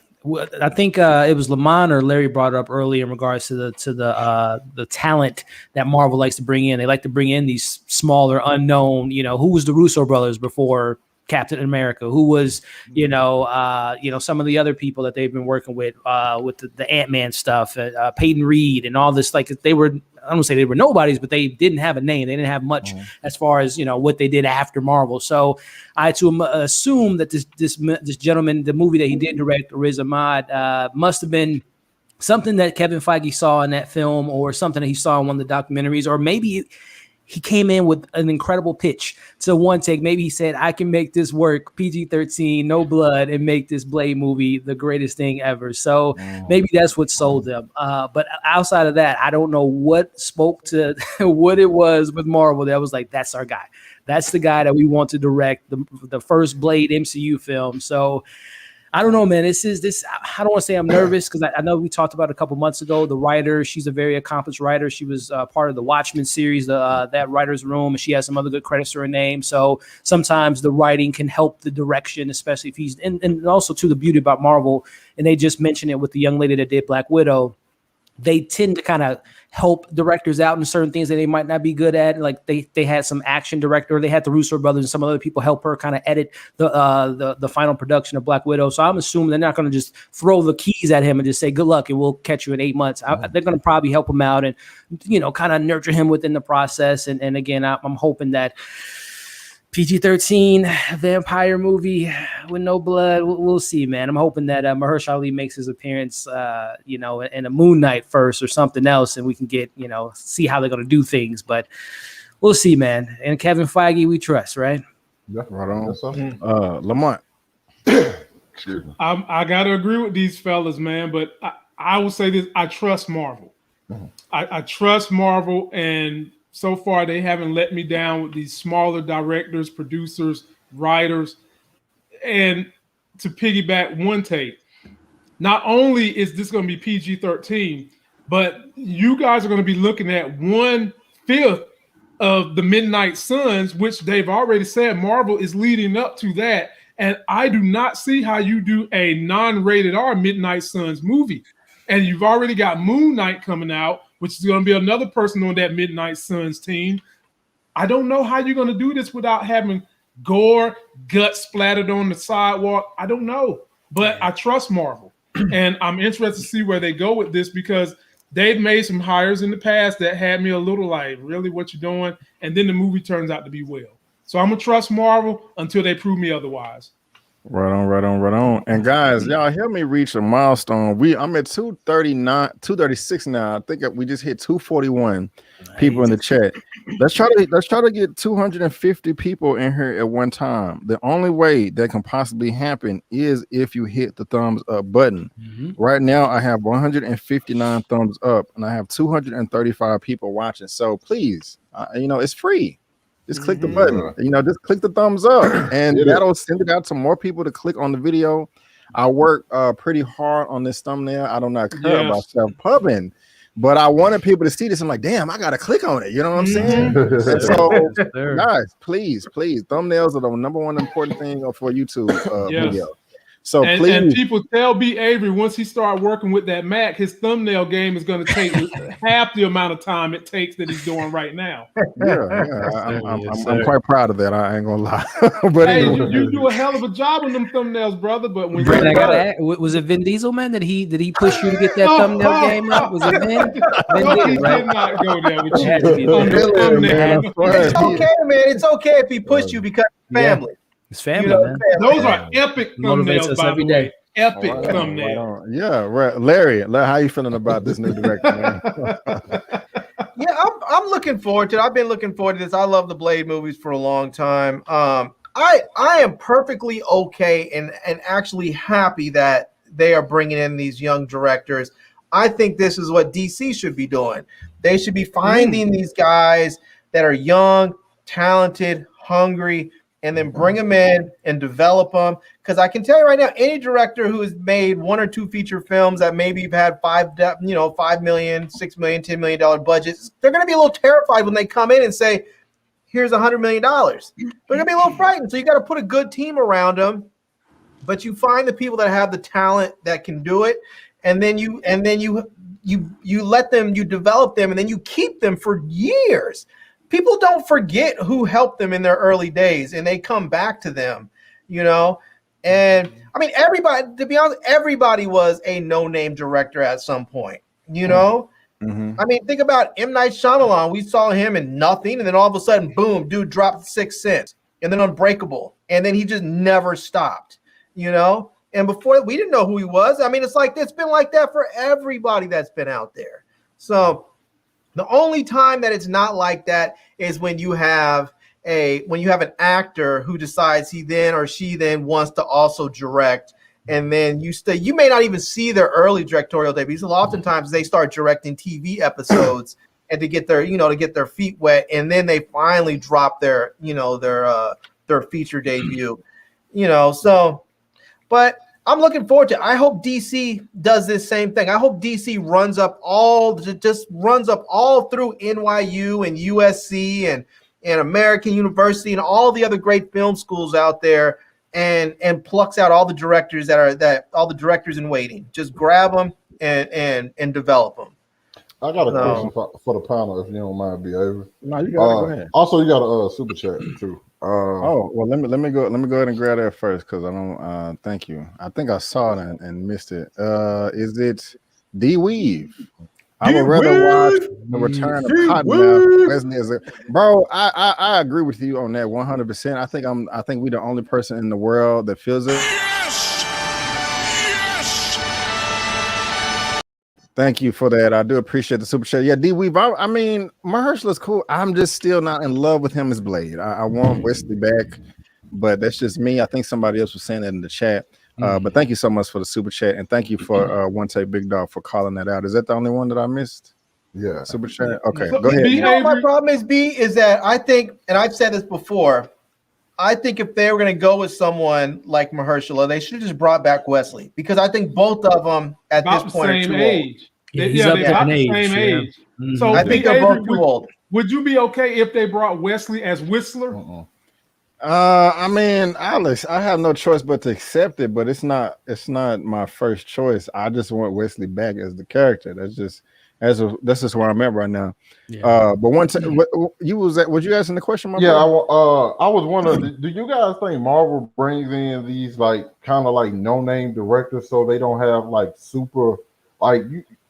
I'm trying to make sure I phrase it the right way. Somebody had to pay him so much, like that, and the fact that they can kind of like really direct how the film is going to go, because it's like you get one of these big name directors in, they just like, hey, I want to do everything kind of my way, and like these kind of like smaller probably directors, some of that. Yeah, that you can kind of like guide them in a certain way to keep everything in order. I think it's definitely part with the pay for sure. I mean, it's a business. That's definitely a part of it. Part of it with the pay. I think that would be number one, and the second part of what you said, I think, would be number two. That because even a big name, if you was to bring in a big name and you paid them all this money, you still have to answer to what Kevin Feige and the higher ups at Marvel want in terms of the direction of the movie, and you might get a lot of lip from the big names versus when you go with So I think that 1A definitely is the pay. Okay. But here's the thing, I think, too, if you bring in someone young, like if you're doing the Blade thing, let's say that you plan on doing, let's say, 2 or 3 Blade movies, or maybe you're going to do the Blade movie and then, the something else. Mm-hmm. And you want to keep this guy on for all those projects. If you bring in somebody who's young, who doesn't have that deep of a resume, you can bring him in and lock him up for 2, 3, 4 movies. And you may not be able to do that with somebody else. Somebody else is going to be like, if you really want to keep me for 4 movies, you're going to have to pay me like $200 million, right? Because I can't have my stuff locked down. Netflix might want to offer me $100 million next year, and I can't be locked down to you guys. That's a hell of a paycheck. Yeah, right. I'm looking at my man's John Watts with the Spider-Man films, and what Marvel just gave him is Fantastic Four. So I think what Marvel's doing, as we've seen with the Russo brothers, who were the Russos before they came into Marvel? They were doing episodes of TV shows and Marley and Me, and now they have their own studio. They have a deal with Netflix. So and like I said, John Watts is literally, he has the keys to the Fantastic Four. So they're doing it right, where they pick these young, talented actors that want to work within Marvel. And I think besides, as we mentioned earlier, Alan Taylor, Edgar Wright, and I think Ava DuVernay was like the only 3 directors that weren't able to mesh well with Marvel. But we had 24 films and 24 different directors that have nothing but great things to say about the Marvel experience. So whatever they're doing, man, they give the directors enough. They put them on a leash to a certain extent, but they give them enough room to kind of be who they want to be. Because again, you get a Chloe Chow doing Eternals, we got Dustin Cretton doing Shang-Chi, we got him doing Blade. I mean, whatever they're doing it right, man. Well, I gotta ask this now, since you brought it up, Elliot. Do y'all think that Marvel will ever hire a James Cameron or Michael Bay to do one of their films? And is that something that y'all would want to see? Michael Bay, yes. No Michael Bay for me. No. I like Michael Bay. Okay. I like his over the top ridiculousness. Not for a Marvel movie. That's what I don't want to see in Marvel. I don't want him to go crazy like that. James Cameron, I would be okay, but they're not going to hire these dudes. Neither one of them. They won't even hire them to bring donuts. Who is the biggest clout director that Marvel has had prior to? I'm just trying to think. I don't know. Joss Whedon. I would say he was maybe the most established at the time. And that was mostly TV James stuff. Gunn. Yeah, I probably. James Gunn. James Gunn did what? A Slit, like a horror film, and I was going to say Scooby-Doo films. It depends on how you bounce Gunn versus Josh Whedon. I mean, take Last, do I know the super chat? You do have one. You got a $5 super chat. Yeah. All right, I can say $5. Blade is immortal, so that an actor's age shouldn't be the problem. That's exactly why the age is the problem. Black don't crack. Exactly why. Because he's supposed to be immortal. You can't have a dude that in a movie in 2022 it looks one way, and then when they do the next movie 3 years later, he's looking older. Because he's not supposed to age. Right. So you need somebody like they should have cast an actor for Blade that was like 25, maybe 28, because then you could have gotten at least a good 20 years out of that dude. Probably a decade.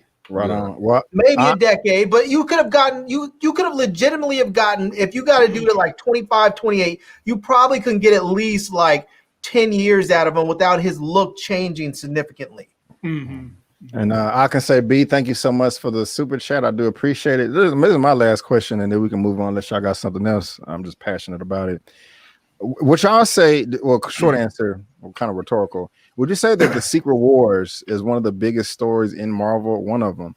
And we know that they're going to eventually do that, especially with the way Loki ended. I think James Cameron would be perfect to direct a Secret Wars series.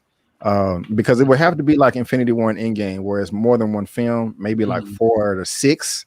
But I think James Cameron would be perfect for that. That's just my 2 cents.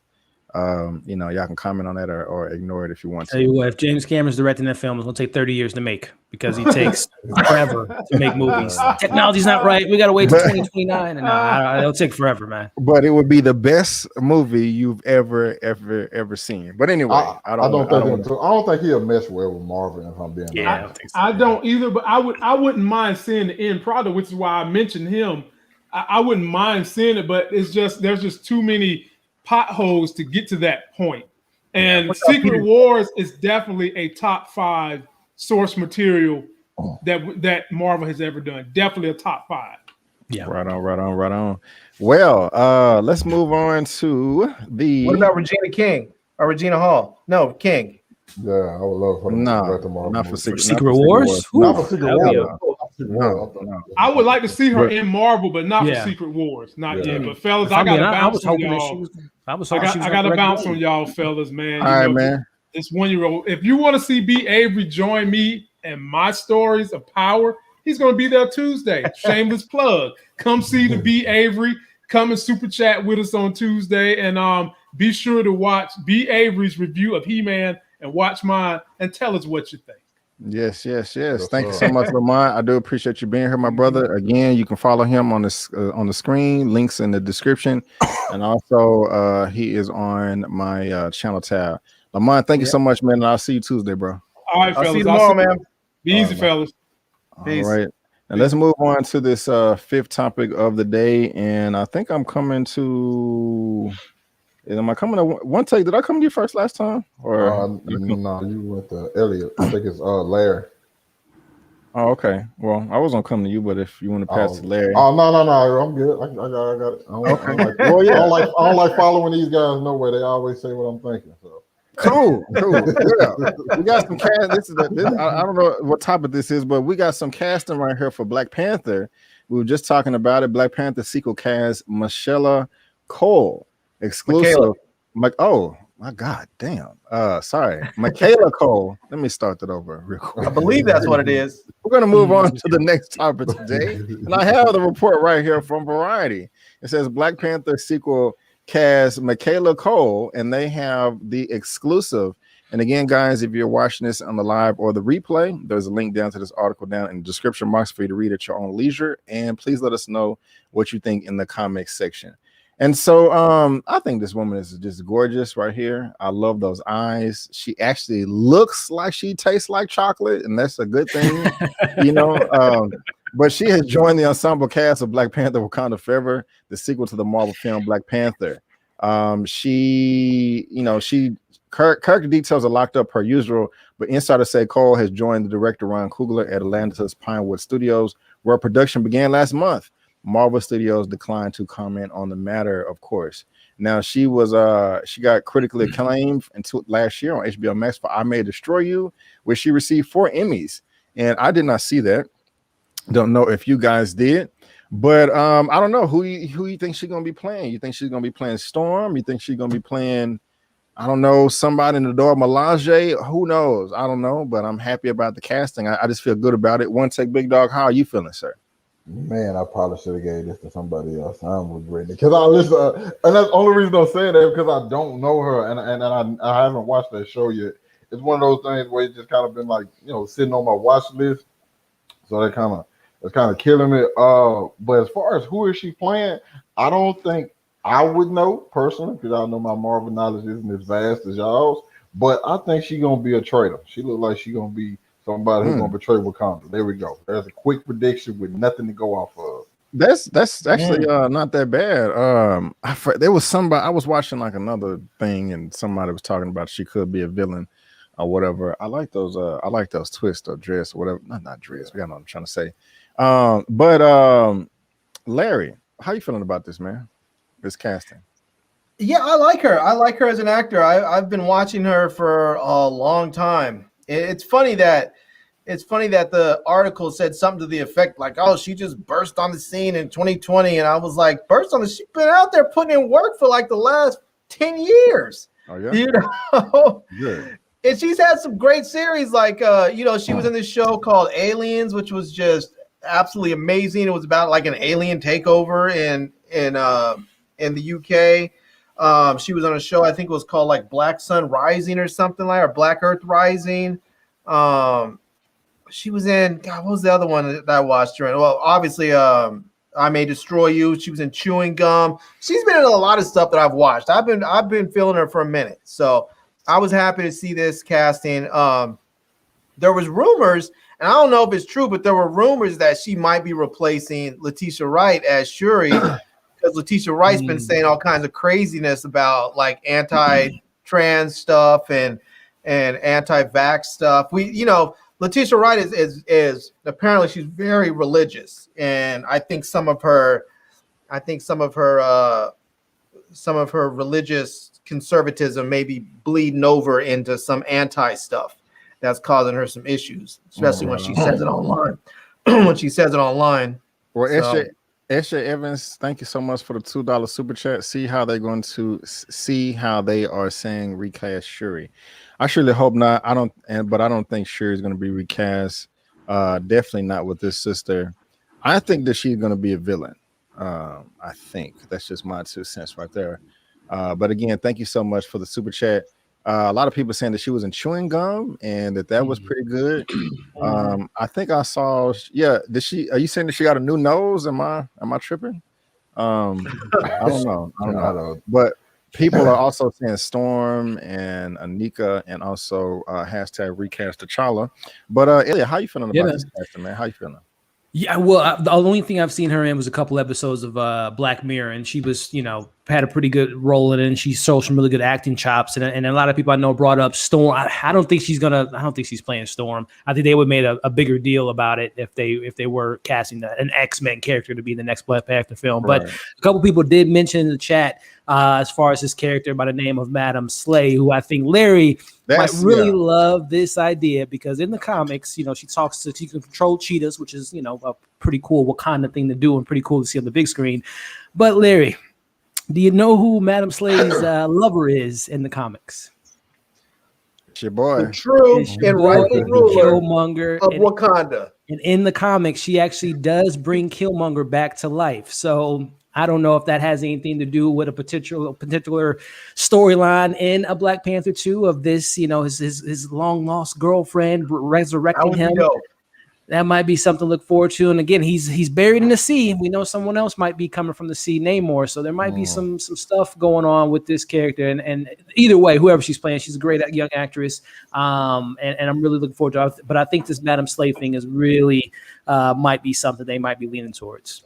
Elliot, I agree with you 100%. And I think I did hear that she brought but Killmonger back to life. Mm-hmm. Oh, that's the wrong picture right there. That would be perfect, though. That would be perfect if she brought him back to life. I mean, just from a storytelling point, on its own, but also because unfortunately Chadwick Boseman did die or whatever. And so I don't know. There you go, Larry. I hope that makes you happy, sir. Right there, the true and rightful. To put it back up there for a minute. Let us sit there with the people for a little linger. Let us just sit there in the air for a while. The true and rightful ruler of Wakanda. All right. All right, cool. Thank you. There you go. But you're right, Elliot. Madam Slay. That's what I did here. And you know, you see this. What's her name? Tiana Taylor. That would be perfect casting right there too. They just look alike. Yeah, they're both sexy. Yeah. You know what I'm saying? So we're gonna have to see. They're gonna echo again. I'm sorry, I don't know what's going on. But anyway, but we'll see. We will see. Hopefully, it's a dope casting. It's a dope performance. And I am rooting for her. We're gonna be getting that trailer by the end of the year too. Right on. That Panther 2 is gonna be coming by the end of the year. Can't wait to see that. So, guys, let's go ahead and move on to the last topic of the day right here, and we are coming to the living legend, Larry. Right here, man. We talked about this about 2 or 3 months ago. I know Elliot was on the panel. It was very, very funny. Black Superman. Yeah, Black Superman. But we got some more Black Superman news, man. Yes. And I'm excited. I have the report right here from Collider. They have the exclusive. And remember, guys, if you're watching this on the live or on the replay, there's a link down to this down in the description box for you to read at your own leisure. And please let me know what you think in the comment section. But it goes on to say exclusive. Michael B. Jordan developing his own Black Superman project for HBO Max. A writer is currently working on a script for Val Zod limited series, according to sources. And there goes Michael B. Jordan. Michael B. Jordan has his production company, Allied Society, are developing their own Black Superman project for HBO Max that centers on the Val Zod incarnation of the character, Collider exclusively has learned. Sources say that Allied Society has hired a writer who is currently working on the script, though they're unable to ascertain their identity. Though it was initially unclear whether the Val Zod project would be a movie or a limited series, sources have since reached out to clarify that as of right now, it is in fact being written as a limited series that Jordan will produce and possibly even star in, though he has yet to officially commit later on that front. Now, but before I come to you, Larry, it was reported a few weeks or months ago that J.J. Abrams and his Bad Robot Company was going to be working on a Black Superman called Coel, a Clark Kent version of the character, and people was pissed off about that. I think they're still going to do that, and then in addition to that, they're going to be doing this Val Zod, and I'm cool with that. But how are you feeling about this? It's not confirmed that Michael B. Jordan is going to be fulfilling the role, but at least his production company is going to be working on it. Right. I'm 100% cool with that, and I'm also 100% cool if it is Val Zod, you know, not Clark Kent, you know, as a Black Superman. But how are you feeling about all this? See, this is disappointing to me because they started off where he was in talks and developing something for the movie, and then that fell apart. And then he went and decided they were going to start developing something for this limited series. And I feel like it's more DC just mucking stuff up. Like, figure out how to work it out so that you can have his series lead into the movie, you know? Instead of having him put out this series with the Black Superman and everybody sees it, and then they're all confused when then they have another Black Superman, except this one's a black version of white Clark Kent.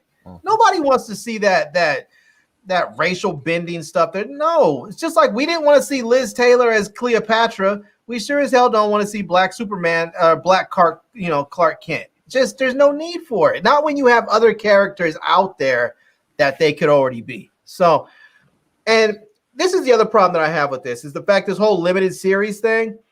I just don't want to watch something that turns out absolutely fantastic. You want more of it, and then they're just like, nope, sorry, that was it. That's all we're giving you, you know.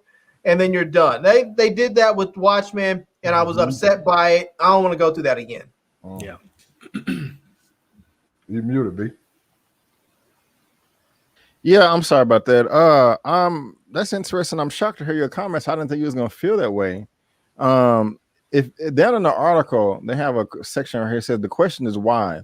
A recent editorial penned by Jamie Brunnow from Black Girl Nerds provides some context and prompted Collider to do some digging as sources told her that Jordan has not wanted to engage in conversations about race-bending Kal-El for the same reason many fans are pushing back on the current Warner Brothers reimagined version of Clark Kent, but that he would be interested in engaging on a Black Superman project centering on the Val Zod storyline.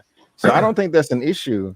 And the distinction is also important in one particular with the Black community, as she explained how it would be tone deaf of Warner Brothers and DC to race being a white character and erase Black characters that already exist in the DC universe under the Superman banner, hence Calvin Ellis and Val Zod.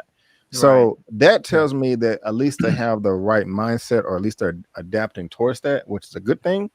But Elliot, I'm coming to you, man. How you feeling about all this?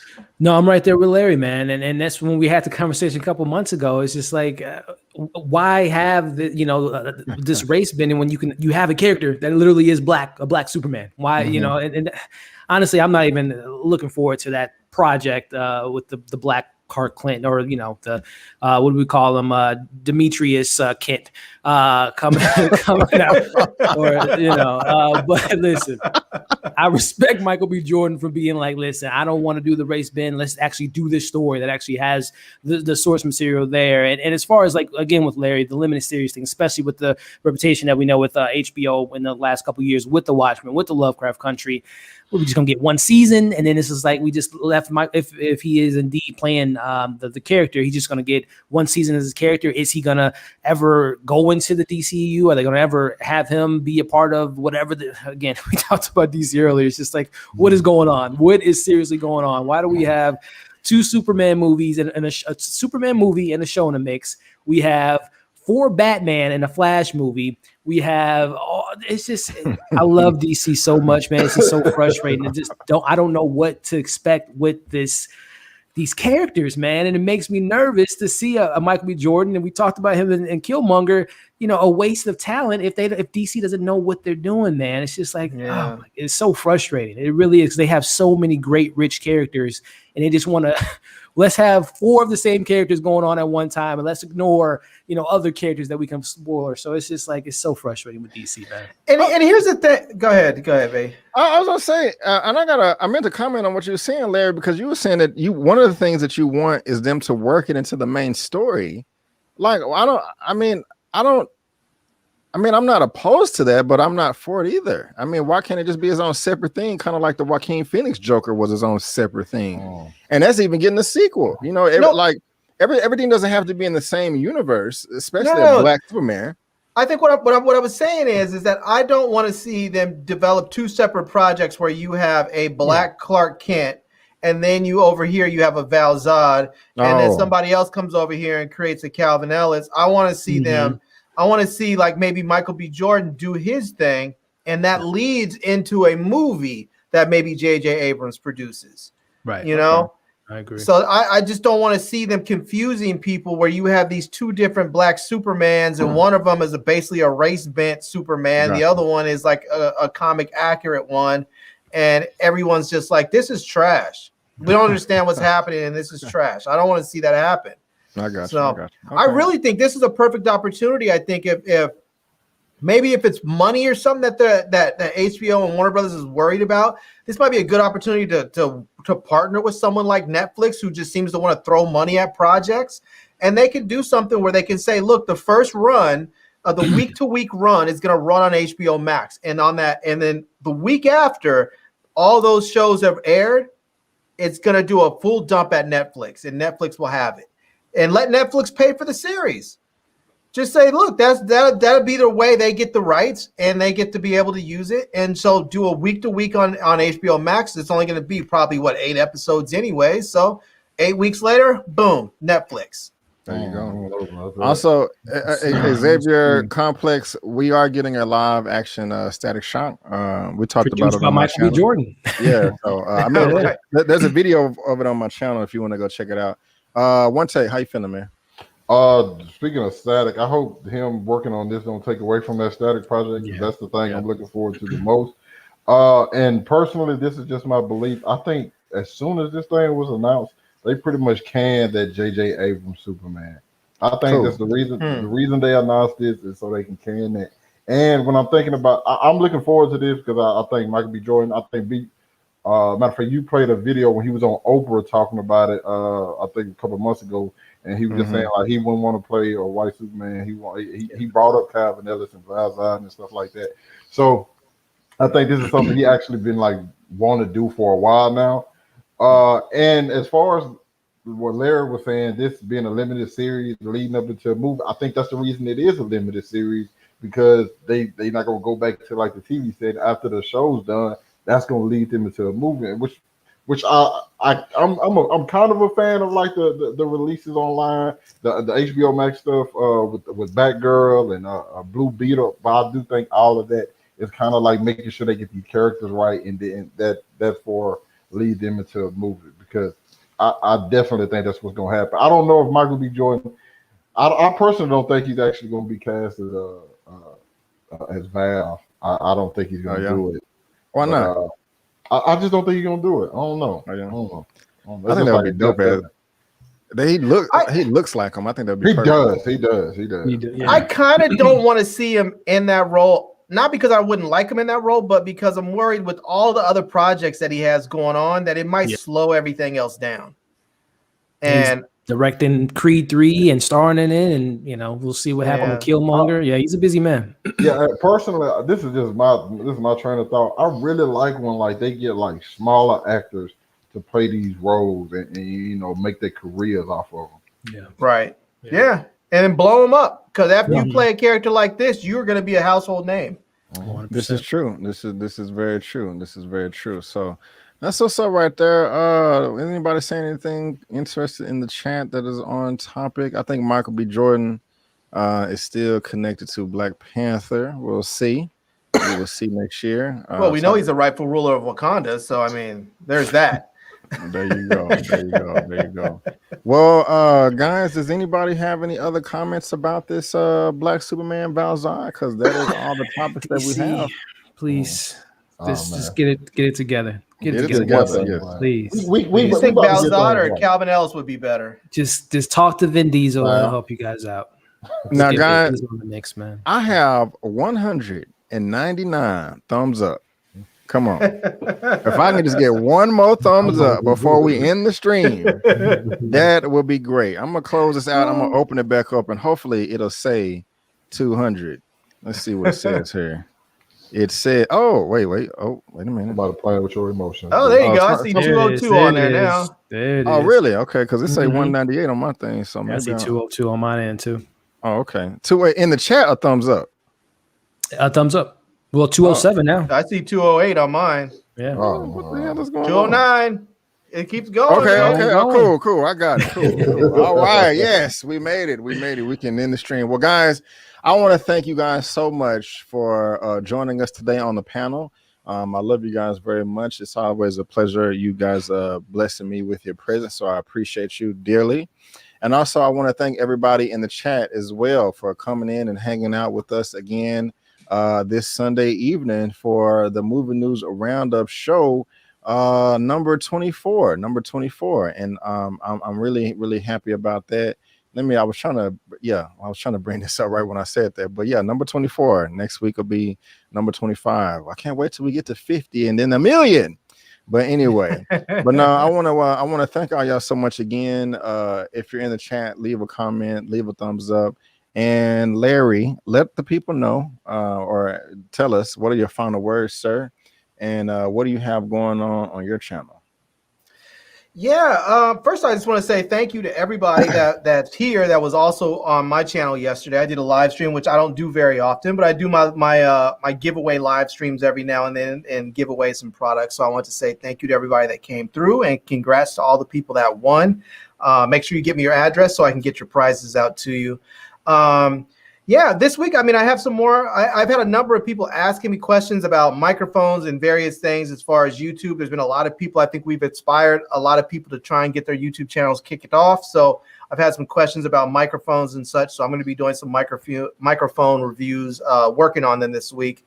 Also, I'm just going to go ahead and keep on saying this because I know people get tired of me doing it. I got laid off for a while, but this Delta variant is out there and it is real. and people are getting sick, and people are dying, and they are younger people, and like 90 something, like 97 or 8% of the people dying are people who are unvaccinated. So please, if you're not vaccinated, get vaccinated. And if you're not going to get vaccinated, please mask up and maintain social distance so that you don't die or you don't get somebody else sick and they die. So protect yourself, protect your neighbors, and mask up. And I'm sorry, my brother, did you already say what was going on your channel? Am I tripping? Yeah, just, I have more tech reviews. I'm gonna do some microphone reviews. I do have this thing that someone sent me. I have a super box. I have an Android TV box that someone sent me that I'm going to be reviewing this week. It is a 6K 3D Android TV box, and I have actually 2 of them. So I'm going to be reviewing one and giving one of them away. So okay, and yeah, I just figured out how to do that solo thing. Oh yeah, look at that. Okay, cool. Do a channel takeover. Yeah, Elliot, I'm the new B. Avery. Elliot? What are your final words, sir? Yeah, and man. what do you have going on your channel? Yeah, well, first and foremost, as I say every week, Brandon, Lamont, Larry, and Big Dog, it's always a pleasure talking with you all. It's always a great time. The chat is amazing. The love and support is always great, man. So thank you for having me on. And, if I learned anything about this stream, we definitely need a movie directed by the Space Jam director, starring Vin Diesel, written and produced by David S. Goyer. We need that movie to happen. But as far as this week goes, we'll be talking, what we got this week? Jungle Cruise, what a great performance by The Rock, motivated by Vin Diesel. You saw it already. I'm hopefully seeing it tomorrow. Right, motivated by Vin Diesel, right? The new A24 Green Knight movie, which was also, I think, based on Vin Diesel's life. And then we got something else coming out too. I can't remember. It was something with Vin Diesel. It's a Vin Diesel takeover, guys. So make sure you guys are checking it out. Oh my goodness! But everyone be safe and have a great week. Any of you have reviews up of Zola? I do. OneTakeBigDog. You do? Okay. Yeah. Both of you? All right, I'm about to go check them out. I've been thinking about watching that, so I think I might check out the reviews first. Yes, Elliot is a comedian. Wow. He just be sliding in there. Yeah. And Elliot, do you plan on seeing Green Knight? Because I've heard from 2 people. One person said it's trash. Mm-hmm. The other person said it's really good. DMC Tuesday. See it Tuesday. Oh yeah. Okay. Mm-hmm. Cool. Check it out. Cool, I love me some A24. Yes. Oh yeah. They do. For sure. OneTakeBigDog, my brother. What are your final words, and what do you have going on your channel, sir? Man, I just appreciate you having me here today, B. Been wow, I'm by myself. Well, I'm a little scared. Yeah. But this week I got my Dragon Ball, for my anime fans. I got my Dragon Ball Super Chapter 74 breakdown for my Vegeta fans out there. We had an excellent moment, so I want to get into details about that. I actually watched Meet the Blacks 2 last night, which I'm gonna talk about that. Shout out to Elliot. Thank you, man. I don't know if anybody else talks about this, but I watched Mayor of Easttown this week. Man, I did not realize what I was missing out on. As well as and another show, White Lotus, which you talked about. I watched your reviews on. I ended up watching it, so I got to watch episode 3. I think I'm gonna start reviewing that. So, and a couple of trailer reactions I still got on the way as well. So, Man, nice. I got 17, 18 trailer reactions I gotta do. I'm gonna do them. The only reason I ain't been doing them, I was like, I'm not gonna do them on my old computer because I literally have all of my files except for one is off my old computer, and so everything is uploaded to YouTube. I'm not making no more new videos on my old computer. So as soon as I get this up, y'all gonna get a whole bunch of trailer reactions. Somebody gonna be like, "Why is it so late?" I'm gonna be like, "Shut the hell up." But anyway, better late than never. He posted a trailer reaction after he reviewed the movie before. Hey man, you know what? I told Sharronda I'm gonna do that, man. She was rolling her eyes at me. She was like, I don't know what I'm gonna do with you. And I was like, well, Sharronda, my strategy is, that topics trend when the movie comes out, and people always search for the trailer of the movie. So I was like, I'm gonna think about that. B, you were wrong. There's some BS about to come out your mouth when it starts with What had happened was that's right there. Anything after that phrase is complete BS. Shut up. I did. I'm joking. I did want to say if anyone hasn't watched it, or if they're looking for something to watch, Ted Lasso season 2 just came out. I think it was on Friday. And if you haven't seen the first season, that is probably the best TV series I've watched in a very long time. Yeah. I was about to ask that, bro. What is it about? It's about a college football coach. He's actually a championship college football coach from the U.S. who is hired to go to the UK and coach a Premier League soccer team. He knows absolutely nothing about soccer at all, nothing. But he has this great coaching philosophy. He's just a wonderful human being. He's one of these people when you see him, you just want to be in his presence. He just seems like a great person. And his coaching style is just amazing. They said that now there's like this huge movement in like corporate America where they're using this movie and his style of coaching as like management, as like tools of how to be a good manager. And so it's just, if you haven't seen it, trust me, when you look at the trailers, you're probably gonna be like, I'm not the demographic. And then you're gonna watch, you're gonna be like, this is fantastic. A lot of heart. Has a lot of heart. So it's a comedy. Is it like a goofy comedy satire, like kicking and screaming, Will Ferrell type stuff? No, there's some goofiness in it at times, but it's not a goofy. That's what there's a lot of range in this series. Like there's some goofy points. There's also some serious points. There's some drama. There's a lot of just mature too. There's a lot of they swear, they curse. There's some sex. There's some mature. There's there's a lot of times where people are making really there's a lot of poignancy in there. It's a great. It's a great series. It's a great all around series. Feel good show. Yeah, really good feel good show too. Yeah. Well, let's go ahead and get out of here, guys. On my channel, you can go watch my Snake Eyes review. You can watch my old review. You can watch my Matt. I liked it. I liked it. I saw Elliot's review of it. Real quick, me and Elliot disagreed on Snake Eyes and Old. I liked Old and he didn't. I like Snake Eyes. He liked Snake Eyes and I didn't. I remember watching this review. I'm like, bro, what are you talking about? He gave good reasons why he felt the way he felt. I was just watching him like, nah, bro.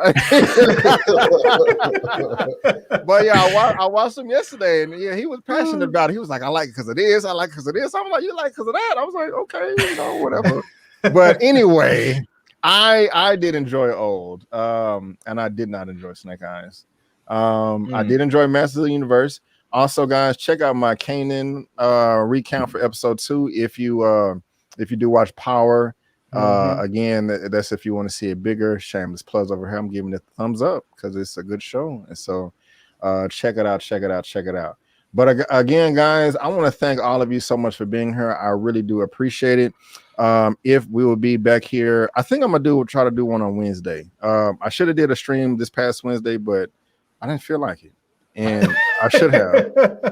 And there was so many topics. Mental health day. That's all it is. I'm like, man, you ain't sent the link yet. Bro. Yeah, I just didn't feel like it. So my bad if you was waiting on me. I kind of wish I did because if I would have did every topic I wanted to this whole week, we would have had 20 topics, and I could have did like half then and half now. But y'all, again, thank you so much for being here. I really do appreciate it. If you love what everyone had to say today, you can follow them on social media. Everybody's handle is on the screen. Also, everyone's information is down in the description box below. And like always, you can head over to my channel tab, and there's the whole fam right there. And also with my power recaps next Sunday, I may have a special guest. I don't want to confirm it yet, but I may have a special guest, and so it'll just be me and that person. Like I'm gonna do my own recap, and then they may come, for a live stream.